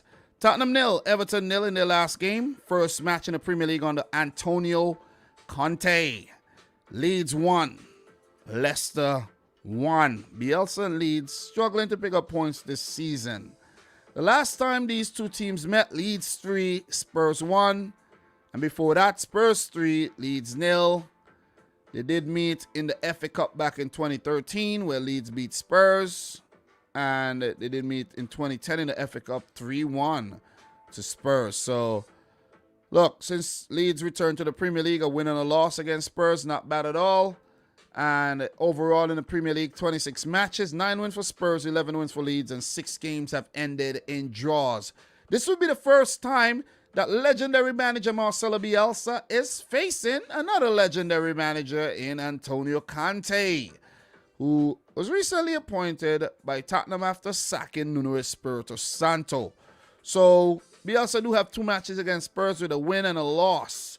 So, definitely looking forward to this game and see what Conte does in charge of Tottenham. So, in terms of notes here, Spurs injuries: Brian Hill, Ryan Sessegnon, Cristiano Romero picked up an injury in international break for Argentina. Pierre-Emile Haibier remains doubtful for this game, and Oliver Skip is suspended. So, Tottenham have also appointed Marco Savarami as the new goalkeeping coach. Just a little bit of news for you there. And as I mentioned earlier, Antonio Conte is the new manager and has started things off with a win in the Europa Conference League and a draw in his previous game against Everton.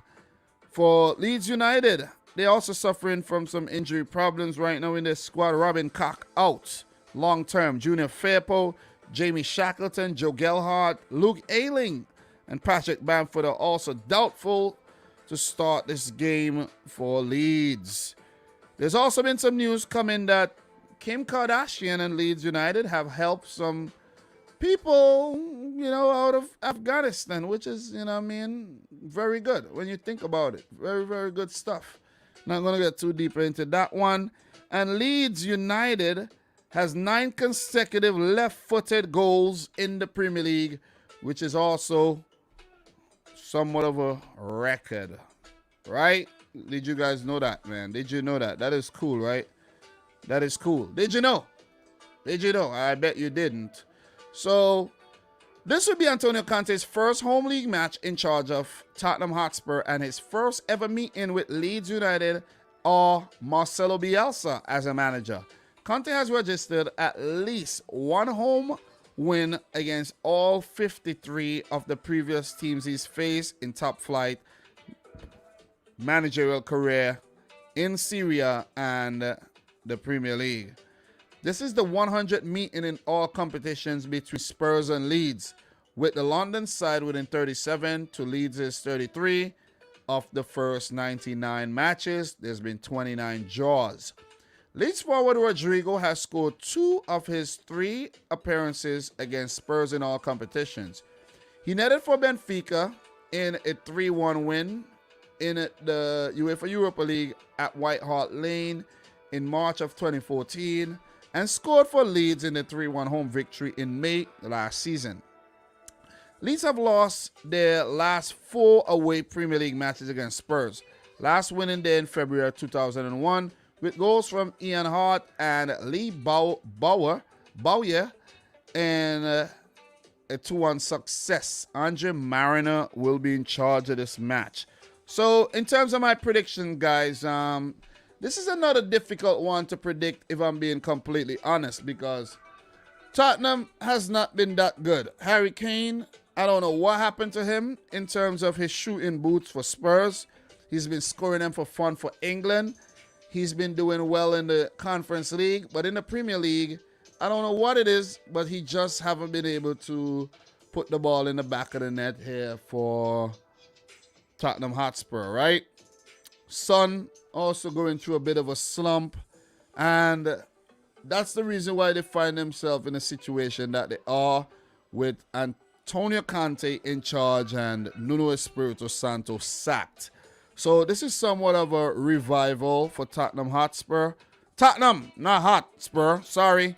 But for Tottenham, as they look to, consolidate and just pick up these 3 points and try to get up in the top 4, which I don't think will happen. But with Conte in charge, you never ever know. You never ever know. But they got to get their act together, though. Their defense is also a problem. And with Romero now out injured, you're going to have Eric Dyer back there. There's Tanganga, who has been, out of favor lately. Davinson Sanchez comes to mind. There's Joe Rodon. The team isn't that good at the back. Let's just put it that way. That's the area where Conte will look to strengthen in the future if he lasts. If he lasts next summer. So, look, for Leeds, we know they can't defend to save their lives, right? But I think Ilian Melier, who I saw standing next to Alioski in a picture on Twitter, and I was like, God damn. Melier is a huge man compared to Alioski. His head is big compared to Alioski. His body, I'm like, I didn't know Melier was so huge. But he'll be important for them in goal. He's been picking up a lot of saves. But we know Leeds can't defend, man. They really can't. But they would need their Swiss Army knife men like a Matthias Klick, Stuart Dallas to be on top of their game here. And they would need Rafinha buzzing like he has been. Rodrigo has to step it up. Calvin Phillips, he's a metronome in the midfield for them. Jack Harrison has not been in good form, but they have been definitely missing Patrick Bamford up top, though. I think that's where the problem is for Leeds United. But guys, look, I don't see nothing more than a draw in this game. I think Tottenham would find it very difficult against Leeds in terms of keeping the ball out the back of their net. But the fact that Leeds will allow you chances is very, very hard to predict them to win this game. So I'm going to go for a 1-1 draw again. I have predicted a lot of draws. Maybe it's because of the international break. We're just coming back. There's some uncertainty there. And I'm not quite sure what to predict under these new managers. There's so many of them. So, you know what I mean? I don't want to go and say, oh, yeah, they'll win the game. Yeah, I think they're going to end up drawing this one, though. So, that's my prediction. A 1-1 draw between Antonio Conte's Spurs, Marcelo Bielsa, Leeds. All right. So, in terms of the next games, coming up, we have Tottenham. They will play Mura on the road in the Europa Conference League. Then they have Burnley in the Premier League. As for Leeds United, they don't have European football. And they will play Brighton in their next game. Then they have Palace, Brentford, and then Chelsea. They got some good games coming up, man, for Leeds where, who knows, they might just win all 4, including the one against Spurs. Very unlikely that they win all 4, but I think they'll fancy themselves against Spurs. So, what's your thoughts in the chat, guys? Talk to me, man. Talk to me. So, big up to Matty, 101 in the house. How are you doing? Javel Hara, how are you? Adam, how are you? Adam, how are you? You feeling good, bro? You good? Cole Spur, 3, Leeds 1. They'll start winning on the Conte, at least against teams who are 13th and below. Awesome, man. Awesome. So, what we got here, man? Let me see. Leng, Dom, would you take Kane in January if he starts to hit form? No. I don't want Kane anymore. Kane could stay where he's at. Stay there and rot. Please. Thanks. Thank you very much, Kane. Mike says you did great, Adam. Definitely, Adam did great, man. Proud of Adam, man. Proud. You guys in the chat got some potential, you just have to unlock that potential. And no no fitter person to unlock that potential but your boy Dom. I've unlocked a lot of people on YouTube, you know. Yeah, you know what I mean? You guys should know that. So keep doing your thing. I'm not saying to go start YouTube channels. It's not easy. I'm not recommending that. Listen, I would not recommend anybody to start a YouTube channel and talk about football. It's very tough. So, yeah, not recommending that at all. Not at all. You see what I mean? So, what we got here, man? How do we call in? This is not a call-in show, Trending Rabbit. This is not a call-in show.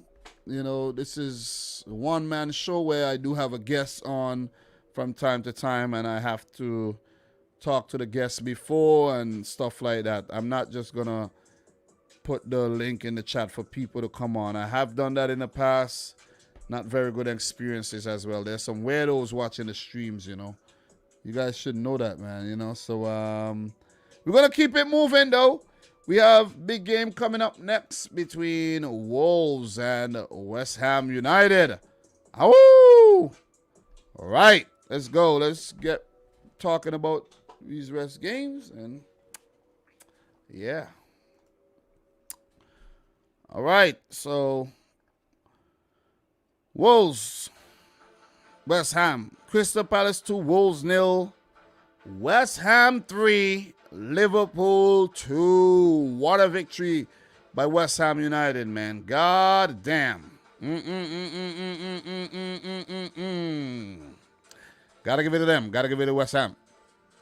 West Ham did the double over Wolves last season with a 4-0 win at home and a 3-2 win on the road. But before that, Wolves had 4 consecutive wins in the Premier League over West Ham, all without reply. 2-0, 2-0, 3-0, 1-0.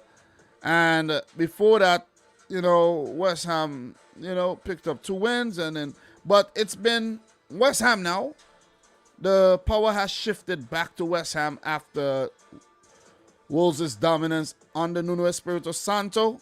But I think Nuno should have never left this team. But now Bruno is large and in charge of Wolves, and he's looking to see if he could, you know, take them back into European football, the Champions League, but most likely the Europa League or the Conference League. So look, this will be the first time that Bruno Lage is playing against West Ham and David Moyes, who's been doing a great job at the helm of West Ham United, man. Big up to Moisey. How good has he been? How good has West Ham been? And it's definitely testament to the work that David Moyes has put in at the club. And you got to give it to the players as well. But the manager puts the players on the field. He makes the tough decisions, and he's been making some damn good ones. So, in terms of the notes, updates here, for Wolves, injury update. Marçal is back in training. He's a bit doubtful for the game still. Pedro Neto will be out. Yerson Mosquera, Johnny Otto, and Hugo Bueno all will be out. There's news come out of Barcelona that says Xavi wants Trincao back in January. But Wolves paid a big loan fee for him, so I doubt that that'll happen. Barcelona ain't going to be giving anybody back their money these days with their financial situation, which is probably improving, but they're not going to, you know, call back Trincao. I don't think Trincao is a man, you know, to actually, you know what I mean, save Barcelona, if you know what I'm saying. And there's also been an obituary. Ron Flowers, former England and Wolves midfielder, have passed away. So, you know, RIP to Ron Flowers, and, you know, condolences to his family. So, yeah, man. Yeah.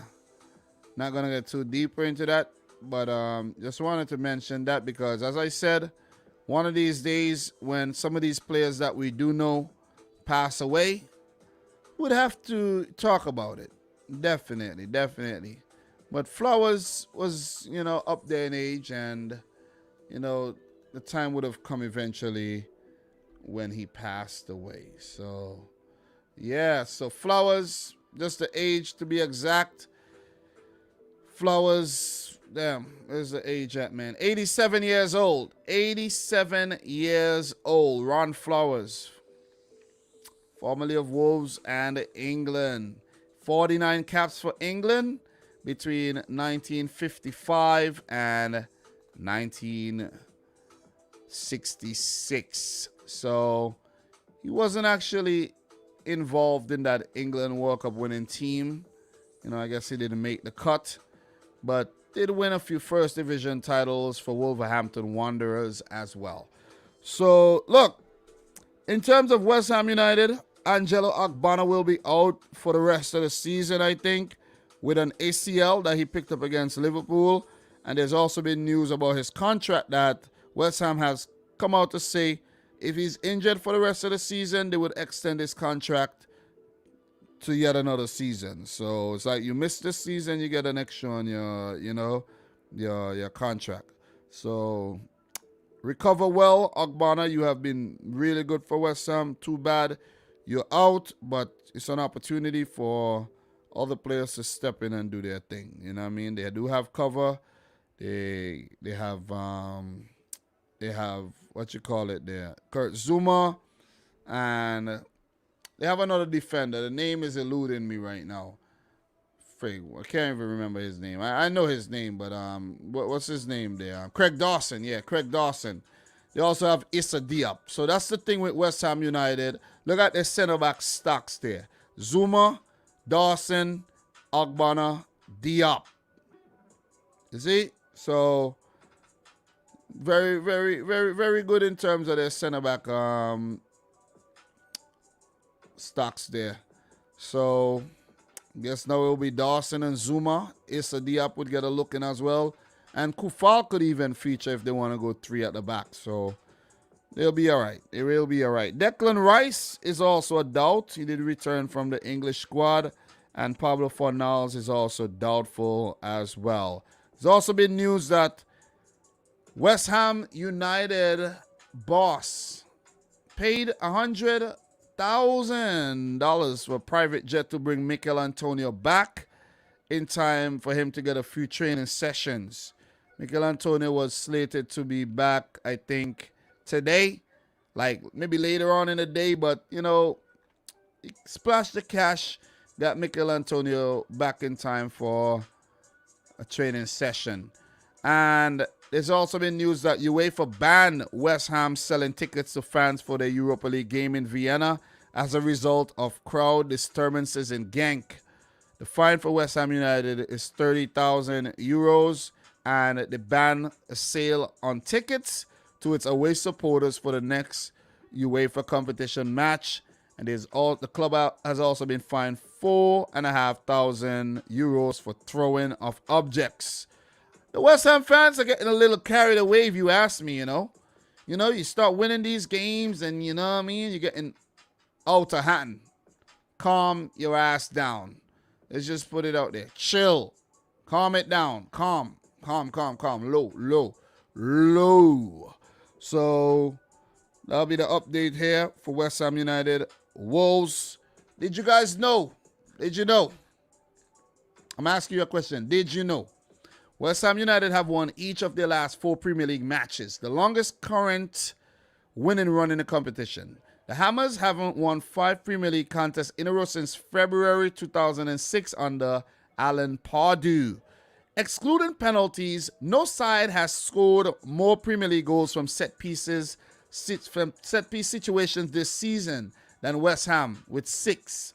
However, Wolves are one of 2 sides yet to concede from a set piece this term, along with Man City, excluding penalties. Wolverhampton Wanderers have won their last 2 home league matches, as many as they had in their previous 9 at Molineux, losing 7. Wolves haven't won 3 in a row at home in the top flight since November of 1990. West Ham Jared Bowen has scored more Premier League goals against Wolves than he has against any other side in the competition. His 3 goals against them have come in his last 2 appearances, and he averaged a goal once every 77 minutes against the Black Country side. Mike Dean would be in charge for the game. And in terms of my prediction here, man, look, I know Wolves have looked good. They have looked large and in charge under Bruno Lage lately. You know, there was a setback in the previous game, but prior to that, they have looked good. That's why they're 8th in the table right now and with 16 points, 5 wins, 5 losses, and a draw. But look, players got to step up, man. Players got to step up. Trincao got to step up. You know what I mean? Even Raul Jimenez has to step up. I don't think he's getting the opportunities, though. But Adama Traore is not being involved from the start these days. And it's just a team that, I don't know. They look good. They have been looking good this season in every game, but they're very difficult to predict. They will play attractive football, but it might not be effective football. You see what I'm saying? And that's what happened to them in their first 3 matches this season, where 3 out of 5 losses came at the beginning, and they have pulled things back since. But coming up against this West Ham team who has been damn good. If you could beat Liverpool these days, 3 goals to 2, by any margin, you're good. You're good. And West Ham are 3rd. If West Ham continue to play like this, I'm afraid to say they're going to have Champions League football because they've just been destroying everybody. They have beaten the 2 Manchester clubs this season in the cup competitions. They're still in the EFL Cup, and that's why. They've beaten Tottenham, beaten Villa, beaten Liverpool. They're coasting in the Europa League. They've beaten Everton. You see what I'm saying? They've beaten Leeds. They've just been beating teams this season. For fun, too. So, could add Leicester to the list as well. Look, man. It's going to be a difficult team to beat. One of the highest scoring teams. They're resolute in defense as well. In the midfield, they wouldn't need Declan Rice fit, in my opinion, to go alongside Shusek. But if Rice isn't fit, I'm pretty sure someone would step in and do the job adequately. Up top, Benrahma, Fornals, Bowen, and Antonio. God damn, how good has Antonio been? There's also been news that West Ham are looking for a striker to come in and, give Antonio a bit of competition. Like, I mean a number 9. Not like a forward who could play through the middle. You see what I mean? So, look, I don't see anything but a West Ham win here. 3-2 to West Ham. 3-1, pardon me, to West Ham. 3-1, not 3-2. I'm thinking the Liverpool game, maybe. I did predict Liverpool to draw that game. They end up losing. But I'm going to go for West Ham to win the game. 3-1. Let me know your predictions in the chat. So, for West Ham, their next game comes in the Europa League. And their match will be coming up against Rapid Vienna. Then they play Man City. Oh, man. Oh, my God. I'm not looking forward to this game. Play Man City next week, man. Brighton, Chelsea. Tough games coming up for them. Let's see if they could cause any kind of damage. So, for Wolves, their next game, Norwich, Burnley. Yeah, winnable games. Winnable for sure. Talk to me, guys. Talk to me. Talk to me. Oh, we got a boy Thriller in the house. Oh, my God. I haven't seen you in a while. I was getting a bit concerned there, bro. Getting a bit concerned. You see what I'm saying? So, nice to see you in here, bro. Appreciate you coming in. Definitely appreciate you coming in. But, guys, what's your prediction for this one? Let me know in the chat. Let me see. Gervais saying, I can't stand Liverpool. I hate them out of every team. They're just unbearable. 30 years without a title, and they are suddenly the best club in the world. Oh, my God. Woo, woo, woo. Got the drama going on here. What else we got here? Oh, man. Wolves 2, West Ham 2. Both are in good form. Can see a thriller on the day. Jimenez is a quality player and could contribute Antonio and Shusek to score. And who did mention thriller? It was Adam. It was Adam who mentioned, just summoned thriller. summoned him from his lair. Dom, have you seen Leeds United fixtures in December? Let me take a look. I bet I have. Leeds, December. Leeds in December are Chelsea, Man City, Arsenal, Liverpool, and Aston Villa. Yeah, we did talk about that previously. That's tough. That is tough as nails. Big up to Marlon Dali in the house. How are you doing? I'm good. Big up Matty 101. Thanks for tuning in. Hope to see you again. You know, let's go. 2 hours, 10 minutes. We're going way longer than I expected, but yeah, man, we got a lot to talk about, and we're going to keep it moving. I think I needed a Red Bull today, you know, or maybe because I had breakfast just before the stream, and you know, when you eat, you get a little tired. The body's working to break down that food. You know, you should get energy from when you eat, but I don't know. I got the itis. Watford versus Manchester United. We won't spend too long on this one. About 5 minutes. About 5 minutes, you know. None of these teams are important. None of these teams are relevant for the right reasons. So, we won't spend super long on them. What do you guys say, right?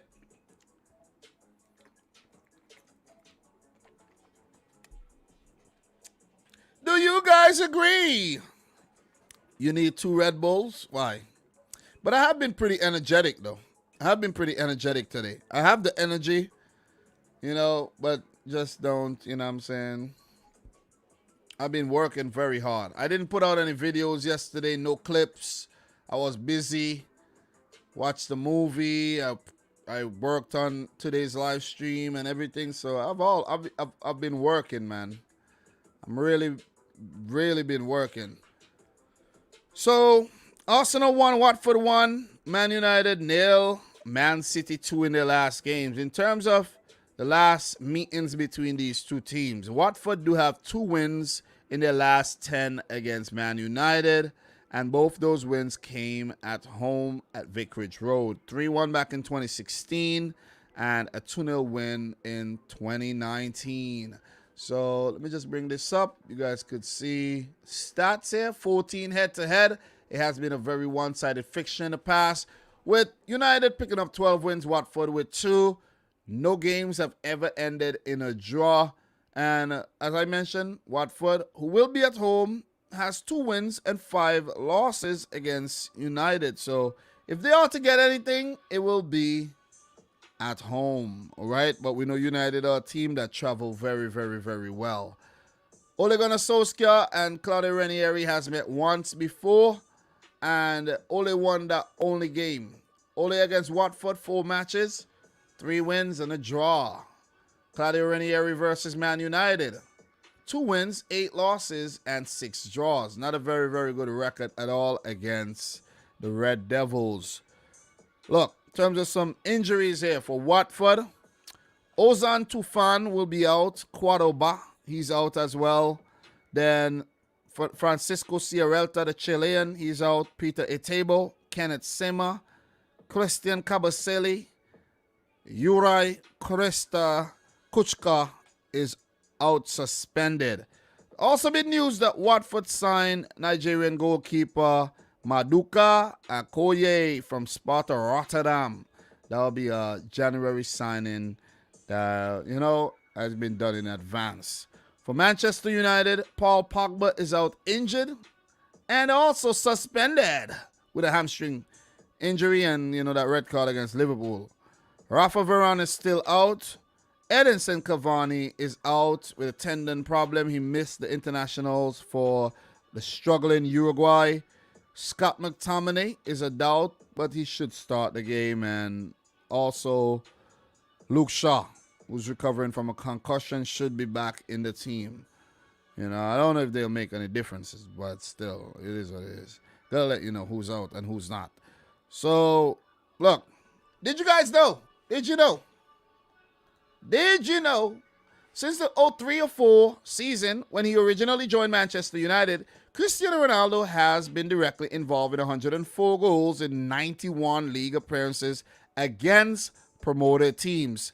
83 goals and 21 assists.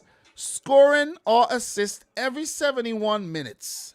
He has also scored 20 goals in his last 14 league meetings with promoted teams, across spells with Real Madrid and Juventus. Small team bully, you ask me? Nah, he bullies every team, unless you're Serbia and the Republic of Ireland the last matches, right? Right? When it mattered, he didn't show up. Right? Weird, but he usually shows up. I don't know what happened in the last 2 games. But for Watford, they have conceded at least once in each of their last 21 Premier League matches. It's their longest ever run without a clean sheet in the top flight. God damn it! Need a clean sheet, bro. Need a clean sheet. Do I have any clean sheets around?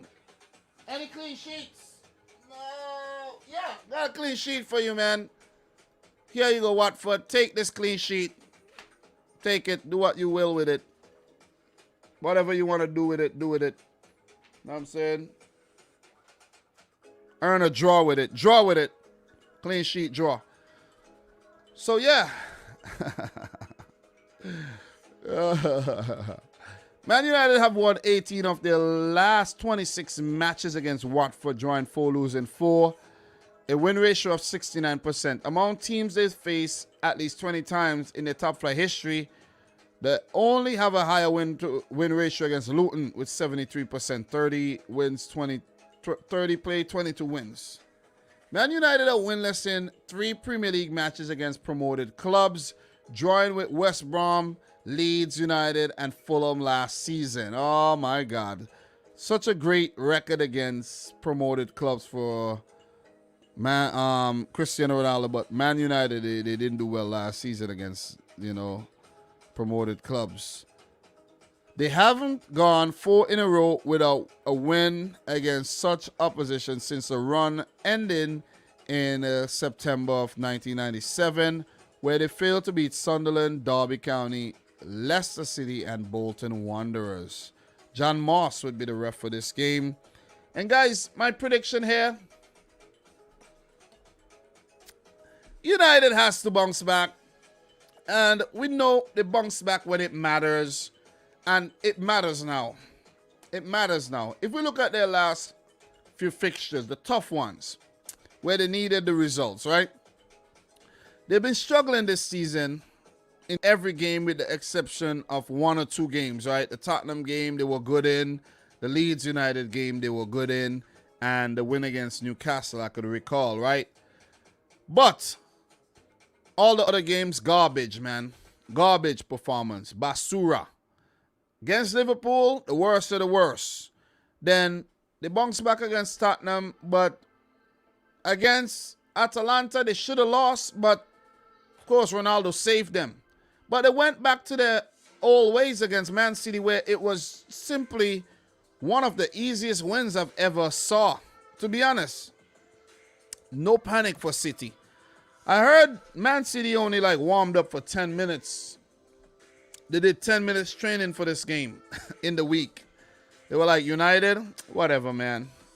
Might have been a joke, but still.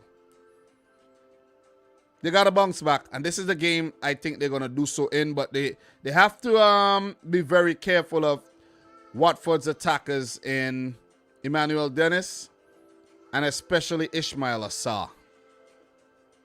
And with United's defense, Sarr would have a field day against Luke Shaw. Luke Shaw ain't going to pocket nobody. Especially not Sarr. But I think United are going to do enough. And they're going to win the game 3-1. I just don't see them with the firepower that they have coming up against a team like Watford right now and flunking out. Bruno Fernandes has to step up. Rashford, he will be definitely involved. Ronaldo will be involved. I don't know about Sancho, though. I don't know. Imagine you're the most expensive player at your club and you're not playing. You're a bench man. Not playing for England now. Bench man. Listen, Jadon Bencho. Is he going to be involved? Are we going to see Donny van de Beek? They have Cavani out, Varane out. They have injury problems right now. Pogba out. Juan Mata is at the team, but he doesn't play. He chooses not to play. I don't know what's going on with Juan Mata, but United should win this game, man. Ole, you know, he'll get some more lifelines. He's gonna pick up the wins in these type of matches, and he'll stay in charge of United like we want him to be. But don't trust this Watford team. They could definitely spring a surprise at United and pick up a win here. So I'm gonna go for United to win 3-1. Let me know your predictions in the chat. So look, for Man United, in terms of their next matches, they do have Villarreal on the road in the Champions League. Then they play Chelsea. That's where the test is going to come in again. You have 2 games where you might just scrape, win one or draw one or win both of them. And then you have Chelsea and Arsenal, who are both in relatively better form than you are. And you might actually lose those games. Then you have Palace, where there might be a bounce back. Young Boys a bounce back. Norwich a bounce back. Brentford, Brighton, Newcastle. They have some easy games coming up, though. So that's why I tell you, Ole ain't going nowhere, bro. Ole ain't going nowhere. Because even though they're going to go through a tough patch, maybe in the next 2 weeks or so, in December, it's going to be all Christmas every single day for United. Or it might just be Halloween. Because, you know, they're the type of team to drop points against these weaker oppositions. You know what I mean? So let me know your predictions. Definitely appreciate that. 2-0 to Watford. Oh, man, Monomeli, you're a City fan, bro. City fan. What else we got here? Damian Hustling. I can't believe. I want Man U to win because if they don't, then Ole gonna get sacked. Yep. Steve, how are you doing? Errol Brown. Watford need to go to the laundry to get some clean sheets, right? Good one, good one. Good one. Love it, love it, love it. What else we got here? All right, that's about it, guys. That's about it. Dumb. But Rodgers is around the corner. Listen, we're not going to get into that right about now. 3-1 to United. We're going to move on to the next game, guys. We have Man City coming up against Everton. So Man City against Everton, that's a Sunday game.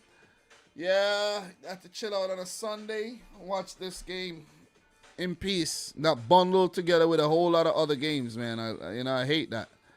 So you could see the head-to-head stat right there. Rich history between these two clubs. And it promises to be a very, very good game. Man United 0, Man City 2. Everton 0, Tottenham 0. These are the last games for these clubs. So, in terms of their last meeting, what happened between Everton and City last season? What happened between Everton and City across the last 10 games? Man City with 8 wins, pardon me. Everton with 1, a 4-0 win in 2017. And that was one of Pep Guardiola's worst losses, by the way. And a 1-1 draw in 2017-2018 season. That's the season City went on to get 100 points, right? So look, it's been a pretty one-sided fixture. Last time, 5-0. Quarterfinals, FA Cup, 2-0. 3-1 last season as well. Man City has done the double over Everton for the last 1, 2, 3 seasons. Unbeaten in the last 4 seasons against Everton. Should I even continue talking about this match? Should I? Yeah, I should. Yeah, I should. Yeah, it is what it is, man. Pep versus Rafa Benitez. Rafa has only 1 win against Pep Guardiola in his 4 matches against him. And that win, surprisingly, guys, came when he was a manager at Newcastle. 2-1. That's the only time the two managers met, when he was in charge of Newcastle anyways. So, well done, Rafa. Could you do it again? Highly unlikely. So, look, Pep has a good record against Rafa Benitez and a great record against Everton, only 1 loss. Man City versus Everton, 48 Premier League games, 18 wins for Everton, 21 wins for City, 9 draws. I bet those 18 wins came mostly before 2010. So, look, for City, in terms of updates here, we did get some updates during the stream. And Ferran Torres will be out, of course, till next year. Liam Delap out till next year. And Kevin De Bruyne is out with a bout of coronavirus. So hopefully you're fine, bro. I don't want to get coronavirus ever. Never, ever want to. I don't know. I never want to get it, but you never know these days. So I am vaccinated, but still.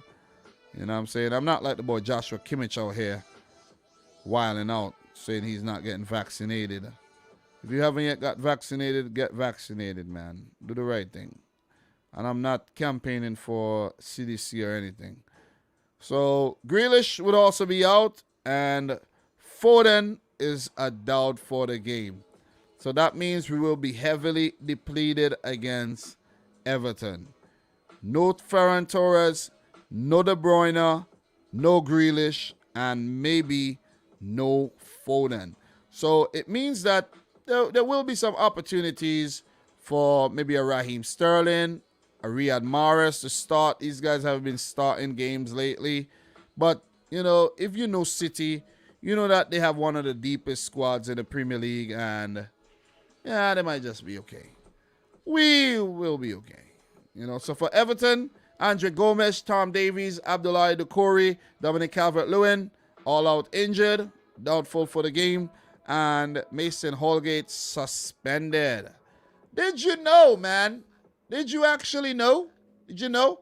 Among teams who have never won the Premier League title themselves, Everton have won more Premier League matches against the reigning champions than anyone else, with 14. They also won their last such match, winning 2-0 at rivals Liverpool in February last season. Don't mean to remind you Liverpool fans, but I didn't write this. Man City have won their last 7 Premier League matches against Everton, scoring 21 times and only conceding 5. Man City forward Gabriel Jesus has scored 8 goals in 8 Premier League appearances against Everton, more than he has against any other club, with the Brazilian average a goal every 69 minutes against the Toffees, which means indeed that he will start.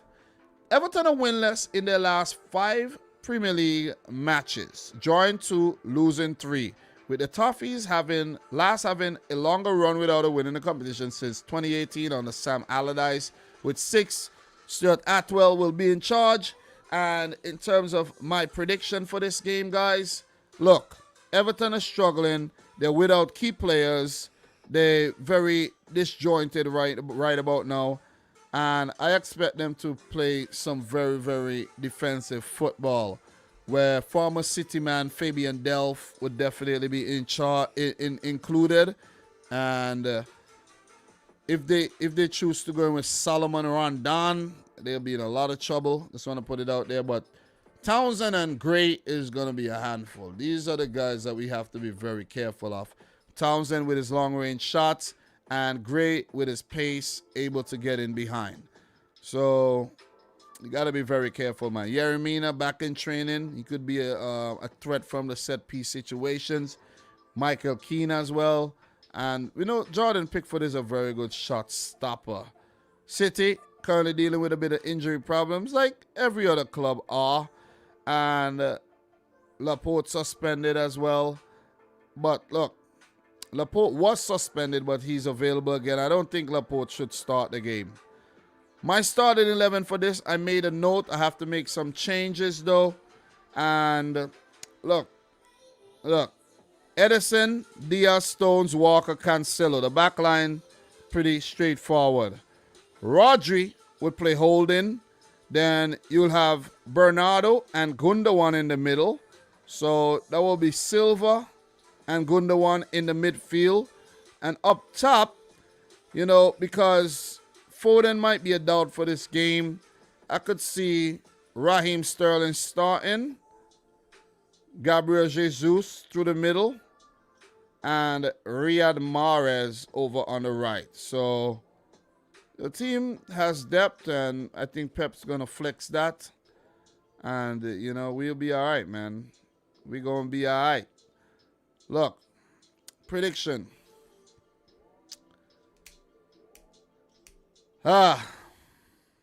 Judging from the previous fixtures against Everton, it's very difficult to predict anything for Everton here. It's an away game. I know it's a new season. City do give up, points at home these days quite often. Can't see Everton winning the game. The most they could get is a draw. But I am confident that City are going to go on to win this match. Even without a De Bruyne. De Bruyne has not been playing well for Man City this season.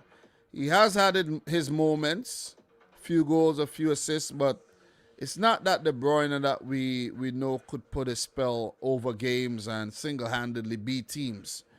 It has been more of a collective effort for City this season, with Cancelo very much the player of the season for us, with his creativity, his runs going forward, and his defensive work as well. So even Kyle Walker pops up with a goal from time to time these days. Gundogan, we know how good he is in front of goals. So should be all right. Should definitely be all right. And I'm going for City to win the game 3-0 confidently. I want to say that 3-0. Listen, is Pep going to go in for a striker in January?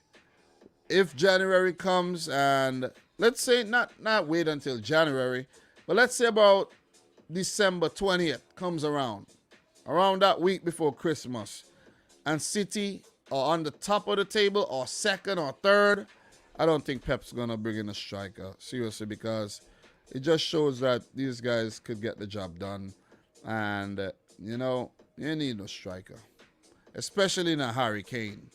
So I don't want anybody to mention anything about Harry Kane in the future. See what I mean? I'm scorned Harry Kane. So that's my prediction. Let me know yours in the chat in terms of the next games coming up here. For Man City, the next match will be a home match in the Champions League against PSG. Then they have West Ham and Aston Villa. Tough games. Not going to be a walk in the park at all. So for Everton, who are struggling right now, the next match will be against Brentford. Then the Merseyside derby against Liverpool. And they have Arsenal, Palace, Chelsea. Some tough games coming up. And Everton got their work cut out for them big time. So thank you there, Adam. Dom, you look pretty great. Great outfit, nice glasses. Has anyone mentioned it yet? Nah, people don't like to actually compliment you when you're looking, good.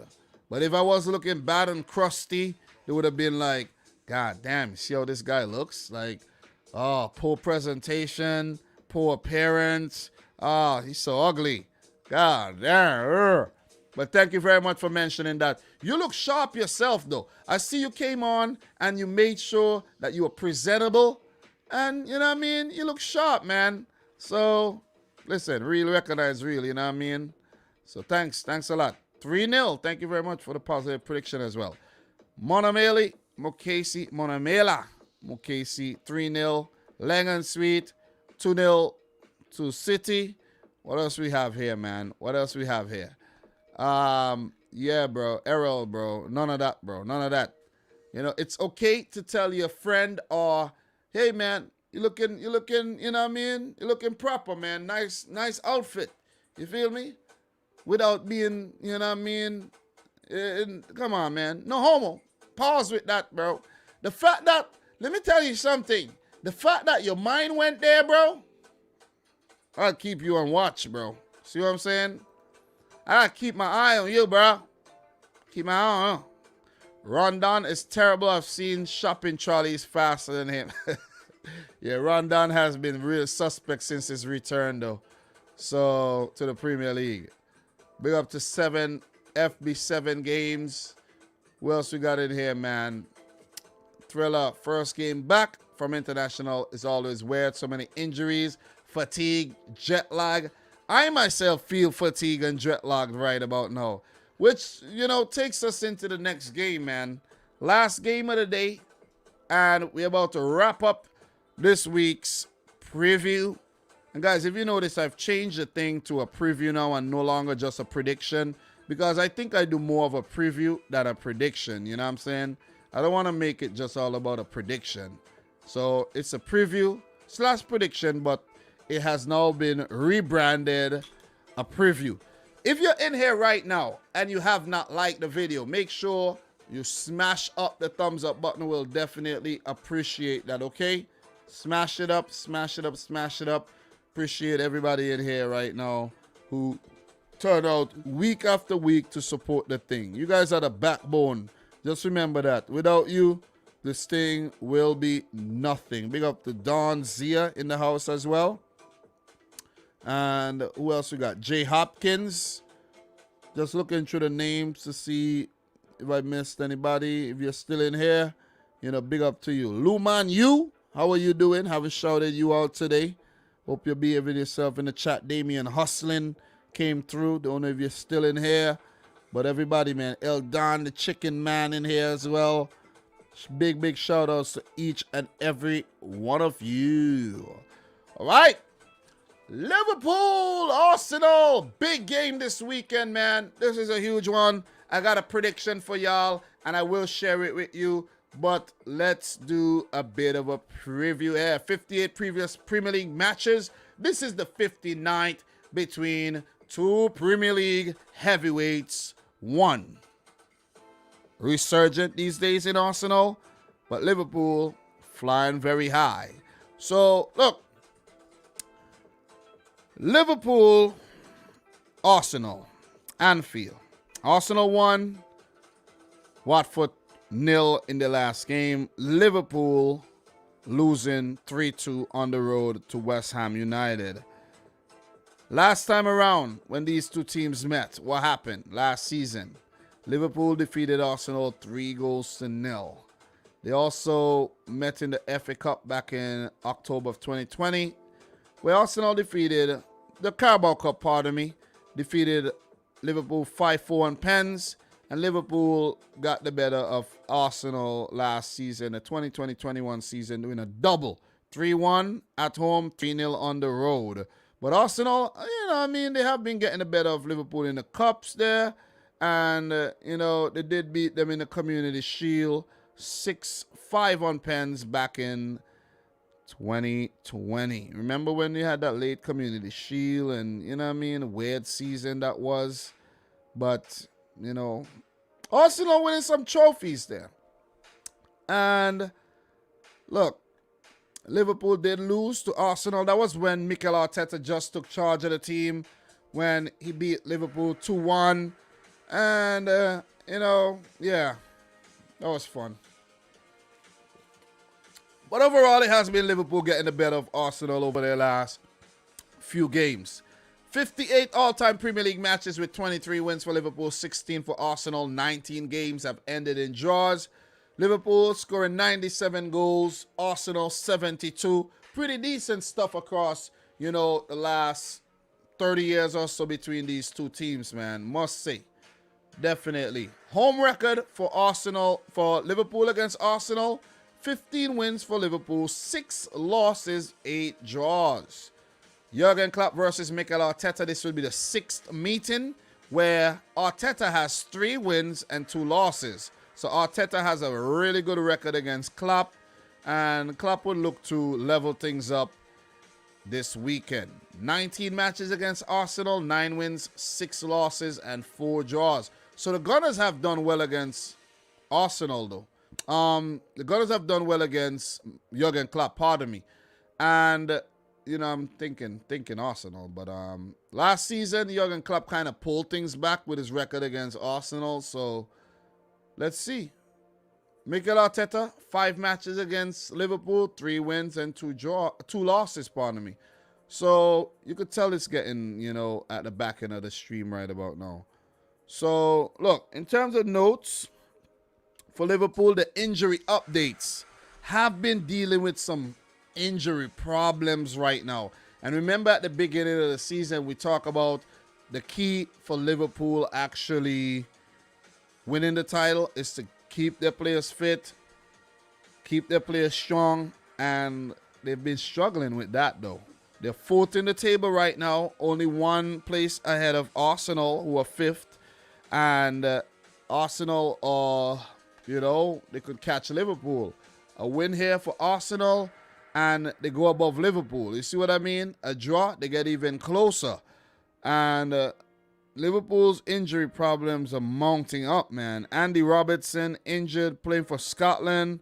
Roberto Firmino's been injured for quite a few games. Harvey Elliott injured there against Leeds United. You have Curtis Jones on the injury list as well. He had an eye problem. I don't know what it is right now. James Milner is also on the injury list. Jordan Henderson doubtful. Naby Keita on the list as well. And I've seen Joe Gomez on the injury list as well. So some of these may be minor knocks that could be, they could recover in time for this game or next week. But it's just some recurring problems. It's just been some serious problems there. Thiago, he's suffering from, some injuries these days. He came back, and, you have, Oxlade-Chamberlain's problem. He's very, very fragile. And then you have, for Liverpool, you have the African Cup of Nations coming up, where players could leave as early as December 28th. So it could be a problem for Liverpool. This could be a problem for Liverpool, man. I'm just want to put it out there early so people know exactly what's going on. And this means that Liverpool could be without Salah Mane against Chelsea. Chelsea would also be without Mendy. But Brentford game, the Palace game, at least 3 games, could be 4 if the players leave before December 28th. So let us see how things work out for Liverpool and the mini injury crisis that's going on right about now. And let's see how they deal with the departures in January for the African Cup of Nations. I know it's still early, but that definitely has to be mentioned here. For Arsenal, they themselves don't have a big injury problem with only Granit Xhaka out for a couple months, and that's most likely a good thing. We know that. French players Sead Kolasinac and Florian Balogun would be doubtful for this game. They won't be expected to start anyways. And Arsenal squad is looking very, very good. So this one promises to be a very, very good game. But did you know, though? Did you know? Mo Salah has been directly involved in 9 goals in 9 Premier League appearances against Arsenal, 7 goals and 2 assists. At Anfield for Liverpool, he has scored 4 times and assisted 2 more in 4 league outings against the Gunners. Salah is their form man. Egypt going to the final round of African football as well. And Salah is the man that Liverpool depends on to tick. When he does not perform well, more than likely Liverpool would struggle. Seen that in the game against West Ham. There's been a few matches now where he has not scored. Not that Liverpool had bad results in all those games, but Salah needs a big game here against Arsenal. Liverpool's defeat at West Ham United last time out ended the Reds' 20-match unbeaten run in the Premier League. Each of their last 3 defeats in the competition have been against London sides, with the Reds losing consecutively against Chelsea and Fulham before that 20-game sequence. Arsenal are now on the longest unbeaten run of any side in the Premier League. 8, winning 6, drawing 2. The Gunners last had a longer run without defeat in the competition between August and December of 2018, 14 matches under Unai Emery.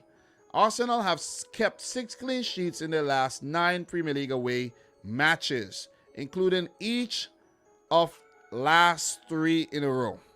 The Gunners haven't kept 4 consecutive away clean sheets in the competition since May of 2005. Michael Oliver will be in charge. This is a mouth-watering affair against an Arsenal team who's having the best time under Mikel Arteta, and a Liverpool team who has a few headaches to deal with in terms of injuries, in terms of just how players are going to blend, players coming into the team, the cohesiveness of the unit, and just everything around players absent and just players going in and out the team, man. It's just not the most ideal situation.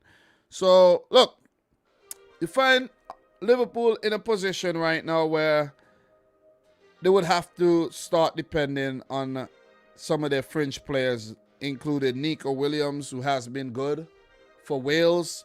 Kostas Tsimikas, very good for Greece. You have Divock Origi, who doesn't play for Belgium these days, but he came off the bench to score against West Ham. He deserves a shot. Thiago might be involved. Oxlade-Chamberlain could be involved. And without Firmino there, it's a bit different as well with a link-up play between him and the other top two guys. So there's a lot of questions to be asked of this Liverpool team right about now. Fitness. Fitness is a problem. Big time. Big time. It's going to be interesting to see how Trent Alexander-Arnold deal with the likes of Emil Smith-Rowe and Bukayo Saka, and how Tsimikas deals with these guys as well. Aubameyang would be a threat. It's going to be a tough game for Liverpool. I'm just going to put it out there. It's going to be very, very tough. I'm expecting for the starting 11 for Liverpool here: Alisson, Trent, Van Dijk, Matip, Tsimikas. It's going to be either Henderson or Thiago in the midfield, according to the fitness there. But we will see Oxlade-Chamberlain and Fabinho in there. Mane, Salah, Jota should be the guys up top. Mane himself had an injury scare for Senegal, but you know, news came out and said that he'll be okay. He'll definitely be okay. So look, for Arsenal, they've been playing some good football, man. They've been really playing some good football, moving the ball well with the top four guys: Saka, Smith-Rowe. You think about Aubameyang. You think about their defense in Tomiyasu. Nuno Tavares have stepped in with the absence of Kieran Tierney. Tierney is now back fit, so you know it's healthy competition for places in that team. But Gabriel, who earned a call up for Brazil, and you have Ben White at the back, who does play for England, but I can't recall if he did get a call up. But these guys have been quality, and Aaron Ramsdale, who did get the call up and did debut for England, has been on fire. And it's going to be very, very difficult to beat him. Very. Salah would need to score a wonder goal. Mane would need to get, score something spectacular as well. Jota as well to breach this, man. It's going to be very, very, very, very, very tough. I know the Liverpool fans are saying, Dom, I don't like your tone, I don't like the tone, Dom. I don't like the tone at all. But Arsenal, man, they got a lot of threats. Lacazette comes to mind as well. And look, man, Nicola Pepe off the bench. I know he has not been the best, but still. Martin Odegaard, Gabriel Martinelli, and Eddie Nketiah. Arsenal are looking good these days. And I know the Arsenal fans are confident coming up against Liverpool, especially after that loss against West Ham United, and especially right after the international break, where you could catch Liverpool sleeping and you could get something off of them. So, look, expect Liverpool to be the more aggressive of the two teams. That's what we expect.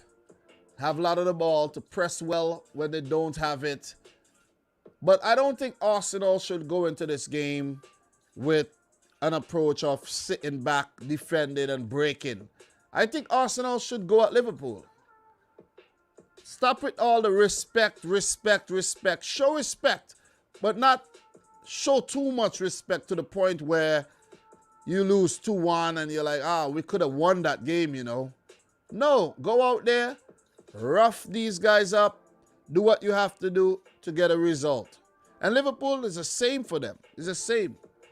Go out there, play attacking, positive football, be clinical, score your goals, and you'll get the job done. But this Arsenal team is hard to beat right now, man. Very difficult.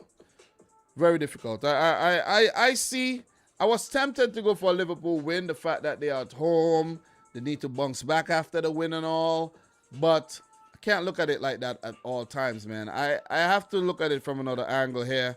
I think Arsenal are earning a draw here. I think it's going to be a 2-2 draw. Very exciting 2-2 draw in this match between these two top-notch teams.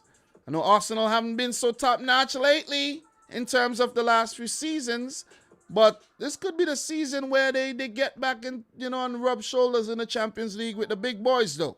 You see? So, all the best to both teams. May the best team win. 2-2 draw here. Adam, 3-2. Arsenal, 3-2 for Liverpool, although it could be a 3-3 draw. Too Salah with a brace surely. If Liverpool has more crucial injuries, I could see Arsenal winning. Hope it end in a boring 1-0 draw, coming from a Chelsea fan.